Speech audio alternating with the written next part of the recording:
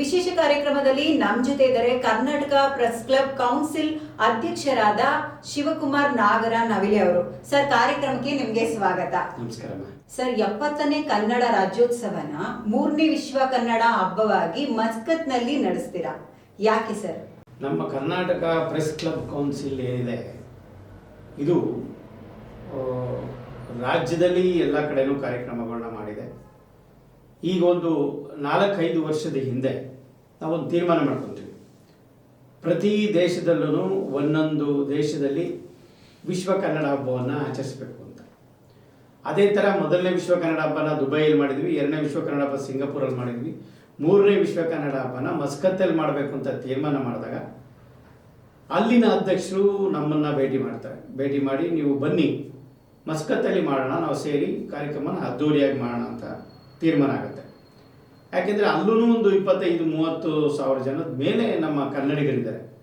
ನಾವು ಕಾರ್ಯಕ್ರಮ ಮಾಡಬೇಕಾದ್ರೆ ಸುಮ್ಮನೆ ಯಾವುದೋ ಒಂದು ದೇಶದಲ್ಲಿ ಮಾಡಲ್ಲ, ಯಾವ ದೇಶದಲ್ಲಿ ನಮ್ಮ ಕನ್ನಡಿಗರಿದ್ದಾರೆ, ಯಾವ ದೇಶದಲ್ಲಿ ಇರ್ತಕ್ಕಂಥ ಕನ್ನಡಿಗರಿಗೆ ಕನ್ನಡ ಹಬ್ಬವನ್ನು ಮಾಡುವಂಥ ಆಸಕ್ತಿ ಇರುತ್ತೆ, ಅದನ್ನು ನೋಡಿ ನಾವು ತೀರ್ಮಾನ ಮಾಡಿ ಮಸ್ಕತ್ತಲ್ಲಿ ಮಾಡಬೇಕು 3ನೇ ವಿಶ್ವ ಕನ್ನಡ ಹಬ್ಬನ ಅಂತ ತೀರ್ಮಾನ ಮಾಡಿ ಮಸ್ಕತ್ತಲ್ಲಿ ಮಾಡ್ತೀವಿ. ಸರ್, ಈಗ ಆಲ್ರೆಡಿ ನೀವು ಹೇಳಿದಾಗೆ ವಿಶ್ವ ಕನ್ನಡ ಹಬ್ಬನ ಮಸ್ಕತ್ನಲ್ಲಿ ಮಾಡ್ತೀರಾ, ಅಂದ್ರೆ 3ನೇ ವಿಶ್ವ ಕನ್ನಡ ಹಬ್ಬನ ಮಸ್ಕತ್ನಲ್ಲಿ ಮಾಡ್ತೀರಾ.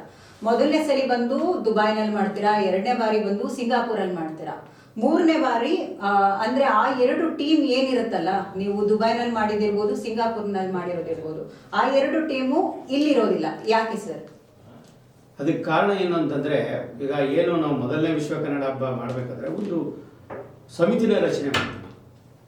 ಸಮಿತಿನ ರಚನೆ ಮಾಡಿ ಆ ಸಮಿತಿನಲ್ಲಿ ಯಾರ್ಯಾರಲ್ಲಿ ಯಾವ್ಯಾವ ಒಂದು ಶಕ್ತಿ ಇರುತ್ತೆ ಆ ಶಕ್ತಿಗೆ ಅನುಗುಣವಾಗಿ ಅವರವರಿಗೆ ಒಂದು ಪೋಸ್ಟನ್ನು ಕೊಡ್ತೀವಿ.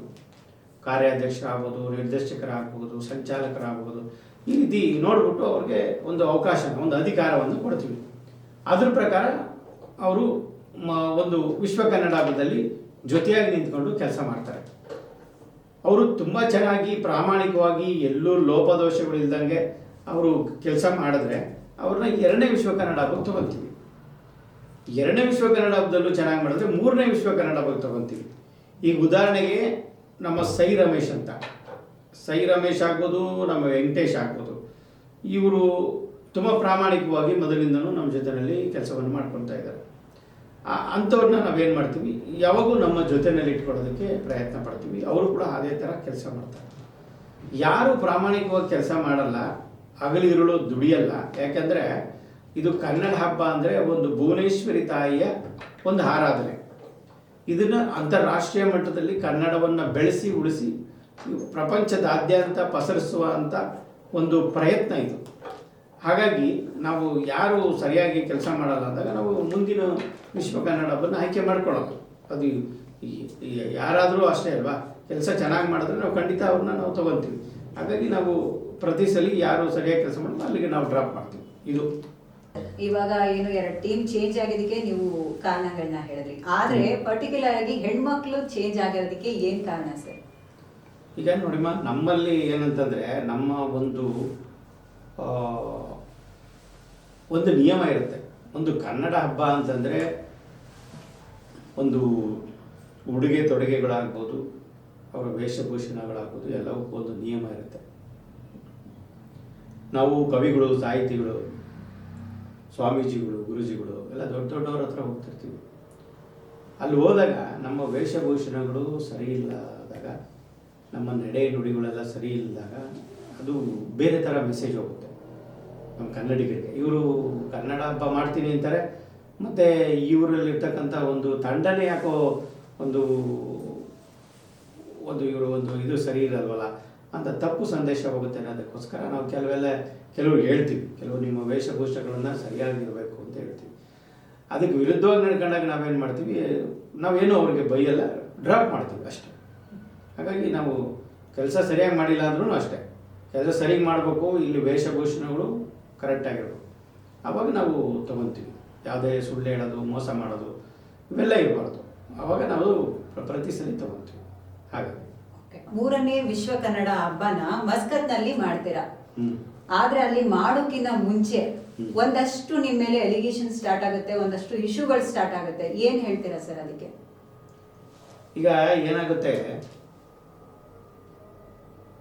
ಎರಡನೇ ವಿಶ್ವ ಕನ್ನಡ ಹಬ್ಬ ಮಾಡಬೇಕಾದ್ರೆ, ಮೊದಲನೇ ವಿಶ್ವ ಕನ್ನಡ ಹಬ್ಬ ಮಾಡಬೇಕಾದ್ರೂ ಕೂಡ ಒಬ್ಬರು ಮಹಿಳೆ ಬರ್ತಾರೆ. ಮಹಿಳೆ ಬಂದು, ಸರ್ ನನಗೆ ಒಂದು ಅವಕಾಶ ಕೊಡಿ, ನಾನು ಈ ಒಂದು ಸಂಸ್ಥೆಗಾಗಿ ದುಡಿತೀನಿ, ವಿಶ್ವ ಕನ್ನಡ ಹಬ್ಬಕ್ಕೆ ನಾನು ದುಡಿತೀನಿ, ನನಗೆ ಈ ಕನ್ನಡದ ಕೆಲಸ ಮಾಡೋದಕ್ಕೆ ನನಗೆ ಭಾಳ ಖುಷಿ ಇದೆ, ನನಗೆ ಅವಕಾಶಗಳು ಸಿಗ್ತಾ ಇಲ್ಲ ಅಂಥೇಳಿ ಬಂದು ಕೇಳ್ಕೊತಾರೆ. ಅವರು ಯಾರಂತ ನಮಗೆ ಗೊತ್ತಿಲ್ಲ. ಅವರು ನಮ್ಮ ನಂಬರ್ ಹೇಗೆ ಕಾಂಟ್ಯಾಕ್ಟ್ ಮಾಡಿದ್ರು, ಹೇಗೋ ಕಾಂಟ್ಯಾಕ್ಟ್ ಮಾಡ್ಕೊತಾರೆ, ಒಂದು ದಿವಸ ಫೋನ್ ಮಾಡಿ ಬರ್ತಾರೆ. ಸರಿ, ನಾವು ಯಾರು ಬಂದ್ರೂ ನಾವು ಕರ್ಕೊತೀವಿ. ಯಾಕೆಂದರೆ ನಾವೂ ಕಾರ್ಯಕ್ರಮ ಯಶಸ್ವಿ ಮಾಡಬೇಕು ಅಂದರೆ ನಮಗೆ ಎಲ್ಲ ತಂಡಗಳು ಬೇಕಾಗುತ್ತೆ. ನಮಗೆ ಒಂದು ಒಬ್ಬರಿಂದ ಒಬ್ಬರು ಸಂಪರ್ಕ ಕೊಡೋವಂಥದ್ದಾಗ್ಬೋದು, ಅಥವಾ ಎಲ್ಲಿಂದನಾದ್ರು ಒಂದು ಸ್ಪಾನ್ಸರ್ ಕೊಡೋವಂಥದ್ದಾಗ್ಬೋದು, ಅಥವಾ ನಮ್ಮ ಜೊತೆಲಿ ನಿಂತ್ಕೊಂಡು ಕೆಲಸ ಮಾಡೋವಂಥದ್ದಾಗ್ಬೋದು. ಆ ಥರ ಯಾರಾದರೂ ಬಂದಾಗ ನಾವು ಖಂಡಿತ ಅವ್ರಿಗೆ ಅವಕಾಶ ಕೊಟ್ಟು ನಾವು ಜೊತೆಲಿ ಇಟ್ಕೊತೀವಿ. ಅದೇ ಥರ ಮೊದಲನೇ ವಿಶ್ವ ಕನ್ನಡ ಹಬ್ಬಕ್ಕೆ ಮೀನಾ ರಾಜ್ಗೌಡ ಅಂತ ಅವರು ಬರ್ತಾರೆ. ಬಂದು ನಮಗೊಂದು ಅವಕಾಶ ಕೊಡಿ ಸರ್ ಅಂತ ಕೇಳ್ತಾರೆ. ಆವಾಗ ನಾವು ಖಂಡಿತಮ್ಮ ನಾವು ಮಾತಾಡ್ತೀವಿ, ಕಮಿಟಿಯಲ್ಲಿ ಮಾತಾಡ್ತೀವಿ. ಆಲ್ರೆಡಿ ಇದು ಸಮಿತಿ ರಚನೆ ಆಗೋಗ್ಬಿಟ್ಟಿದೆ, ನಾವು ಮಾತಾಡಿ ನಾವು ತಿಳಿಸ್ತೀವಿ ಅಂತ ಹೇಳ್ತೀವಿ. ಅದೇ ಪ್ರಕಾರ ಆಯಿತು ಸರ್, ನೀವು ಕೇಳ್ಬಿಟ್ಟು ಹೇಳಿ ನಾನು ಬರ್ತೀನಿ ಅಂತ ಹೇಳ್ಬಿಟ್ಟು ಹೋಗ್ತಾರೆ. ಮಾರನೇ ದಿವಸ ಅವರು ಬಂದಾಗ ನನ್ನ ಹತ್ರ ಫೋಟೋ ತೆಗೆಸ್ಕೊತಾರೆ. ಫೋಟೋ ತೆಗೆಸ್ಕೊಂಡು ನಾವು ನಮ್ಮ ಮೊಬೈಲಲ್ಲೂ ಒಂದು ಫೋಟೋ ತೆಗೆಸ್ಕೊಂಡಿರ್ತೀವಿ. ಅವ್ರು ಹೋಗ್ತಾರೆ. ಮಾರನೇ ದಿವಸ ನಾನೊಂದು ಸಭೆ ಕರಿತೀನಿ. ಸಭೆ ಕರೆದಾಗ ನಾವು ಬೇರೆ ಬೇರೆ ವಿಚಾರಗಳನ್ನ ಚರ್ಚೆ ಮಾಡೋದಿರುತ್ತೆ. ಇದು ವಿಶ್ವ ಕನ್ನಡ ಹಬ್ಬ ಹಂಗೆ ಅಂತಂದರೆ ನಾವು ವಾರದಲ್ಲಿ ಒಂದು ದಿವಸ 2 ದಿವಸ ಸಭೆ ಏರ್ಪಡಿಸಿರ್ತೀವಿ. ಆ ಸಭೆಯಲ್ಲಿ ಏನೆಲ್ಲ ನಡೀತಾ ಇದೆ, ಏನು ಮುಂದೆ ಮಾಡಬೇಕು ಅನ್ನೋದ್ರ ಬಗ್ಗೆ ಚರ್ಚೆ ನಡೀತಾ ಇರುತ್ತೆ. ಅದೇ ಥರ ಮಾರನೇ ದಿವಸ ನಮ್ಮ ಸಭೆ ಇದ್ದಿದ್ದರಿಂದ ಸಭೆಯಲ್ಲಿ ನಾವು ಹೇಳ್ತೀವಿ, ಈ ಥರ ಮೀನಾ ರಾಜ್ಗೌಡ ಅಂತ ಯಾರೋ ಒಬ್ಬರು ಮಹಿಳೆ ಬಂದು ಕೇಳ್ಕೊಂಡ್ರು, ಅವನ್ನ ತಗೊಳ್ಬೇಕು ಅಂತ ಇದ್ದೀನಿ ಅಂತ. ಅದರಲ್ಲಿ ನಮ್ಮಲ್ಲಿರ್ತಕ್ಕಂಥ ಒಬ್ಬರು ಕಮಿಟಿ ಮೆಂಬರು, ದಯವಿಟ್ಟು ಇವ್ರನ್ನ ತಗೊಳ್ಳೋದು ಬೇಡ, ಇವರು ತೊಗೊಂಡ್ರೆ ನಾವು ಇರೋದಿಲ್ಲ. ಯಾಕೆಂದರೆ ಇವರು ಬೇರೆ ಥರ ಇವರು ಒಬ್ರಿಗೊಬ್ರು ಈ ಥರದ್ದೆಲ್ಲ ತಪ್ಪು ಇದನ್ನು ಮಾಡ್ತಾರೆ, ಸಂದೇಶಗಳನ್ನ ಕೊಡ್ತಾರೆ. ಅದನ್ನು ಇವ್ರನ್ನ ತಗೊಳ್ಳೋದು ಬೇಡ, ತಗೊಳ್ಳೋದಾದರೆ ನೀವು ಇತ್ಕೊಳ್ಳಿ, ನಾವು ಹೊರಟೋಗ್ತೀವಿ ಅಂತೇಳಿ ಎಲ್ಲರೂ ಅದನ್ನು ಆಪೋಸ್ ಮಾಡ್ತಾರೆ. ಆವಾಗ ನಾನು ಹೇಳ್ತೀವಿ, ಆಯಿತು ಬಿಡಿ, ನಿಮಗೆ ಇಷ್ಟ ಇಲ್ಲ ಅಂದಮೇಲೆ ತೊಗೊಳ್ಳೋಣ ಅಂತೇಳಿ ಆ ವರ್ಷ ಡ್ರಾಪ್ ಆಗುತ್ತೆ. ಮೊದಲನೇ ವಿಶ್ವ ಕನ್ನಡ ಹಬ್ಬದಲ್ಲಿ ಅವ್ರು ತೊಗೊಳ್ಳಲ್ಲ. ಎರಡನೇ ವಿಶ್ವ ಕನ್ನಡ ಹಬ್ಬ ಸ್ಟಾರ್ಟ್ ಆಗುತ್ತೆ. ಎರಡನೇ ವಿಶ್ವ ಕನ್ನಡ ಹಬ್ಬ ಸ್ಟಾರ್ಟ್ ಆದಾಗ ಈ ಕಮಿಟಿಯಲ್ಲಿ ಇರ್ತಕ್ಕಂಥವ್ರು ಅವ್ರು ಇರಲ್ಲ. ಯಾಕಂದರೆ ಅವ್ರದ್ದೇ ಆದೊಂದು ಕೆಲಸದ್ದು ಬೇರೆ ಬೇರೆ ವರ್ಕ್ಗಳು ಇರೋದ್ರಿಂದ ಅವರೆಲ್ಲ ಡ್ರಾಪ್ ಆಗ್ತಾರೆ. ಎರಡನೇ ವಿಶ್ವ ಕನ್ನಡ ಹಬ್ಬದಾಗ ಇದೇ ಮಹಿಳೆ ಬಂದು ಮತ್ತೆ ಕೇಳ್ಕೊತಾರೆ, ಸರ್ ನನಗೆ ಒಂದೇ ಒಂದು ಅವಕಾಶ ಕೊಡಿ, ನಾನು ವಿಶ್ವ ಕನ್ನಡ ಹಬ್ಬಕ್ಕೆ ದುಡಿತೀನಿ, ನಾನು ಸ್ಪಾನ್ಸರ್ ತರ್ತೀನಿ, ಮತ್ತು ನನಗೂ ಇಲ್ಲಿ ಒಂದು ಅವಕಾಶ ಸಿಗಬೇಕು, ನಾವು ಒಂದು ಪ್ರಮೋಷನ್ ಆಗಬೇಕು, ದಯವಿಟ್ಟು ಅವಕಾಶ ಮಾಡಿಕೊಡಿ, ಎಲ್ಲರಿಗೂ ಮಾಡಿಕೊಟ್ಟಿದ್ರೆ ಮಾಡಿಕೊಡಿ ಅಂತ. ಖಂಡಿತಮ್ಮ ಬನ್ನಿ, ಅದಕ್ಕೇನಂತೆ, ನಮ್ಮಲ್ಲಿ ದುಡಿಯೋಕ್ಕೆ ಬರ್ತಾರೆ, ಕನ್ನಡದ ಕೆಲಸ ಮಾಡೋಕ್ಕೆ ಬರ್ತಾರೆ, ಅದನ್ನು ನಾನು ಯಾವತ್ತೂ ಒಪ್ಕೊತೀನಿ, ನಾನು ಅವಕಾಶನೂ ಕೊಡ್ತೀನಿ ಅಂತೇಳಿ ನಮ್ಮ ಕಮಿಟಿಯಲ್ಲಿ ಮಾತಾಡಿದಾಗ ನಮ್ಮ ಕಮಿಟಿಯವರು ಹೇಳ್ತಾರೆ, ಇಲ್ಲ ಖಂಡಿತ ಸರ್, ಇವ್ರನ್ನ ತೊಗೋಬೋದು, ನಮಗೂ ಒಂದು ಹೆಲ್ಪ್ ಆಗುತ್ತೆ ಅಂತ ಹೇಳ್ತಾರೆ. ಅದ್ರ ಪ್ರಕಾರ ನಾವು ಅವ್ರನ್ನ ತೊಗೊತೀವಿ. ತೊಗೊಂಡಾದ್ಮೇಲೆ ಅವರು ನಮ್ಮ ಜೊತೇಲಿ ಇರೋದಕ್ಕೆ ಬರ್ತಾರೆ. ನಮಗೇನಂದರೆ ಮೊದಲನೇ ವಿಶ್ವ ಕನ್ನಡ ಹಬ್ಬ ಮಾಡ್ಬೇಕಾದ್ರೆ ಇವ್ರ ಮೇಲೆ ಸಿಕ್ಕಾಪಟ್ಟೆ ಆರೋಪಗಳು ಬಂದಿದೆ. ಮತ್ತು ಇವ್ರನ್ನ ತೊಗೊಂಡಿದ್ದೀವಿ ಅಂತ ಹೇಳ್ಬಿಟ್ಟು ನಾವು ಸೋಷಿಯಲ್ ಮೀಡಿಯಾದಲ್ಲಿ ಆಗ್ದಾಗ ತುಂಬ ಜನ ಇವ್ರನ್ನ ತೊಗೊಂಡಿದ್ರೆ ಕಂಪ್ಲೀಟ್ ಇವರು ಮುಳುಗಿಸ್ಬಿಡ್ತಾರೆ, ಕಾರ್ಯಕ್ರಮ ನಡೆಯೋದಕ್ಕೂ ಬಿಡೋದೆಲ್ಲ ಬೇರೆ ಬೇರೆ ಥರ ಇದು ಮಾಡಿಬಿಡ್ತಾರೆ, ನೋಡಿ ನಿಮಗೆ ತೊಂದರೆ ಆಗುತ್ತೆ ಅಂತ ನಮಗೆ ಭಯ ಬೀಳಿಸೋದಕ್ಕೆ ಶುರು ಮಾಡ್ತಾರೆ. ಯಾಕೆಂದರೆ ನಾವು ಮಾಡ್ತಾ ಇರೋದು ಒಂದು ಒಳ್ಳೆ ಕೆಲಸ. ಇಲ್ಲಿ ಒಳ್ಳೆ ಕೆಲಸ ಮಾಡೋಕ್ಕೆ ಹೋದಾಗ, ಎಲ್ಲರೂ ಒಳ್ಳೆ ಕೆಲಸ ಮಾಡಿದಾಗ ಎಲ್ಲವೂ ಒಳ್ಳೇದಾಗುತ್ತೆ. ಯಾರೋ ಒಬ್ಬರು ನಮಗೆ ತಪ್ಪು ದಾರಿಗೆ ಎಳ್ಕೊಂಡು ಹೋಗೋದೇ ಆಗಲಿ, ತಪ್ಪು ಮಾಡಿದಾಗ ಏನಾಗುತ್ತೆ, ಇಡೀ ಒಂದು ಕಮಿಟಿಗೇ ಆರೋಪಗಳು ಬಂದ್ಬಿಡುತ್ತೆ. ಹಾಗಾಗಿ ನಾನೇನು ಮಾಡಿದೆ, ಯಾವಾಗ ಇವ್ರದ್ದು ಸೋಷಿಯಲ್ ಮೀಡಿಯಾದಲ್ಲಿ ಶೇರ್ ಮಾಡೋಕ್ಕೆ ಶುರು ಮಾಡಿದಾಗ, ಎಲ್ಲ ಕಡೆಗೂ ಫೋನ್ ಮಾಡೋಕ್ಕೆ ಶುರು ಮಾಡಿದಾಗ ನಾನೇನು ಮಾಡಿದೆ, ಇವ್ರನ್ನ ಸ್ವಲ್ಪ ಕಂಟ್ರೋಲ್ ಮಾಡೋಕ್ಕೆ ಶುರು ಮಾಡಿದೆ. ಎಲ್ಲೋ ಸ್ವಲ್ಪ ಸಮಸ್ಯೆ ಆಗ್ತಾ ಇದ್ದಾರೆ ಅಂತ ಕಂಟ್ರೋಲ್ ಮಾಡೋಕ್ಕೆ ಶುರು ಮಾಡಿದೆ. ಆಮೇಲೆ ಕೊನೆ ಇನ್ನೊಂದು 1 ತಿಂಗಳಿದೆ ಅನ್ನುವಾಗ ಇವ್ರನ್ನ ಅವ್ರು ಬಂದು ಕೇಳ್ಕೊಂಡ್ರು, ಏನು ಸರ್ ನಮ್ಮನ್ನು ನೀವು ತೊಗೊತಾನೆ ಇಲ್ಲ, ನೀವು ಇಷ್ಟ ಬಂದಂಗೆ ನೀವೇ ಮಾಡ್ತಾಯಿದ್ದೀರ, ನಮ್ಮನ್ನು ಯಾವುದಕ್ಕೂ ಕರಿತಾ ಇಲ್ಲ ಅಂತ. ಆಯಿತು ಬನ್ನಿ ಅದಕ್ಕೇನಂತೆ, ಬನ್ನಿ ನೀವು ಅಂಥೇಳಿ ನಾವು ಅವ್ರನ್ನ ತೊಗೊತೀವಿ, ಸ್ಪಾನ್ಸರ್ನು ತೊಗೊಂಬನ್ನಿ, ಎಲ್ಲ ತೊಗೊಂಬನ್ನಿ ಅಂತ. ಇವರೇನು ಮಾಡ್ತಾರೆ, ಸ್ಪಾನ್ಸರ್ನ ಅಲ್ಲಿ ಇಲ್ಲಿ ಹೋಗ್ಬಿಟ್ಟು ಸ್ಪಾನ್ಸರ್ ತರ್ತಾರೆ. ಅದನ್ನು ವೈಟ್ ಮನಿಯಾಗಿ ತರಲ್ಲ, ಬ್ಲ್ಯಾಕ್ ಮನಿಯಾಗಿ ತರ್ತಾರೆ. ಬ್ಲ್ಯಾಕ್ ಮನಿಯಾಗಿ ತಂದು ಸ್ವಲ್ಪ ಅಮೌಂಟ್ನ ನಮ್ಮ ಅಕೌಂಟಿಗೆ ಹಾಕ್ತಾರೆ, ಮಿಕ್ಕಿದ್ದ ಅಮೌಂಟ್ನ ಗುಳುಮನಿಸ್ತಾರೆ. ನಮಗೆ ಅಮೌಂಟು ಲೆಕ್ಕಗಳು ಕೊಡಲ್ಲ. ಆಮೇಲೆ ನಮ್ಗೆ ಏನಾಯಿತು, ನಾವು ಸುಮಾರು ಕಲಾವಿದರನ್ನ ಅಲ್ಲಿಗೆ ಕರ್ಕೊಂಡು ಹೋಗ್ತೀವಿ. ಕಲಾವಿದರು ಮತ್ತು ಕವಿಗಳು, ಸಾಹಿತಿಗಳು ಮತ್ತು ನಮ್ಮ ಟೆಕ್ನಿಷಿಯನ್ನು ಇವರೆಲ್ಲರನ್ನೂ ನಾವು ಕರ್ಕೊಂಡೋಗ್ಬೇಕು ಅಂತಂದರೆ ನಮಗೆ ಸಿಕ್ಕಾಪಟ್ಟೆ ಖರ್ಚುಗಳು ಬರುತ್ತೆ. ಆ ಸಂದರ್ಭದಲ್ಲಿ ಏನಾಗುತ್ತೆ, ನಾವು ಬುಡಕಟ್ಟು ಕಲಾವಿದರನ್ನ 10 ಜನ ರೋಲಿಂಗ್. ಈಗ ನಮಗೆ ಏನಂತಂದರೆ, ನಾವು ಇಲ್ಲಿಂದ ಬುಡಕಟ್ಟು ಕಲಾವಿದರನ್ನ 10 ಜನನ ನಾವು ಆಯ್ಕೆ ಮಾಡಿರ್ತೀವಿ. ಆ 10 ಜನನ ನಾವು ಕರ್ಕೊಂಡು ಹೋಗ್ಬೇಕು. ನಮ್ಮಲ್ಲಿ ಫಂಡ್ ಇಲ್ಲ. ಆವಾಗ ನಾನೇನು ಮಾಡ್ತೀನಿ, ಈಗ ನಮ್ಮ ಬುಡಕಟ್ಟು ಕಲಾವಿದರು ಪಾಪ ಆಚೆ ಬಂದು ಕೂತ್ಬಿಟ್ಟಿರ್ತಾರೆ. ಅವ್ರಿಗೆಲ್ಲ ಟಿಕೆಟ್ ಮಾಡಬೇಕು. ಅವ್ರಿಗೆ ನಾವು ಆಶ್ವಾಸನೆ ಕೊಟ್ಬಿಟ್ಟಿದ್ವಿ, ನಿಮ್ಮನ್ನು ಕರ್ಕೊಂಡು ಹೋಗ್ತೀವಿ ಅಂತ.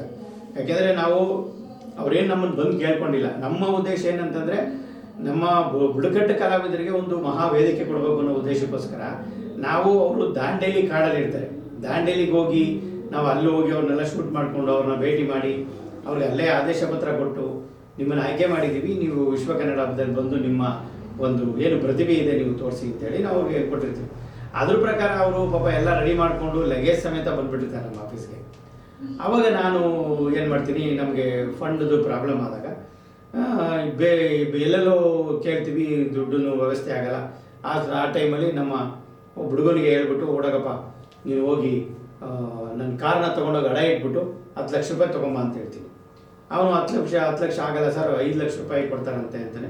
ಸರಿಯಪ್ಪ ತೊಗೊಂಬಂದ್ಬಿಡು, ಏನೋ ಒಟ್ಟಿನಲ್ಲಿ ಇಲ್ಲಿ ನಮಗೆ ಟಿಕೆಟ್ ಮಾಡೋಕ್ಕೆ ಇದಾದರೆ ಸಾಕು ಅಂತೇಳಿ ತೊಗೊಂಬಂದು ಟಿಕೆಟ್ ಹಾಕೋಕೆ ಇದು ಮಾಡ್ತೀವಿ. ಆ ಟೈಮ್ಗೆ ಏನಾಗ್ಬಿಡುತ್ತೆ, ಲೇಟಾಗಿ ಟಿಕೆಟ್ ಮಾಡ್ತಾ ಇರೋದ್ರಿಂದ ರೇಟು ಜಾಸ್ತಿ ಆಗ್ತಾ ಹೋಗ್ತಾ ಇರುತ್ತೆ.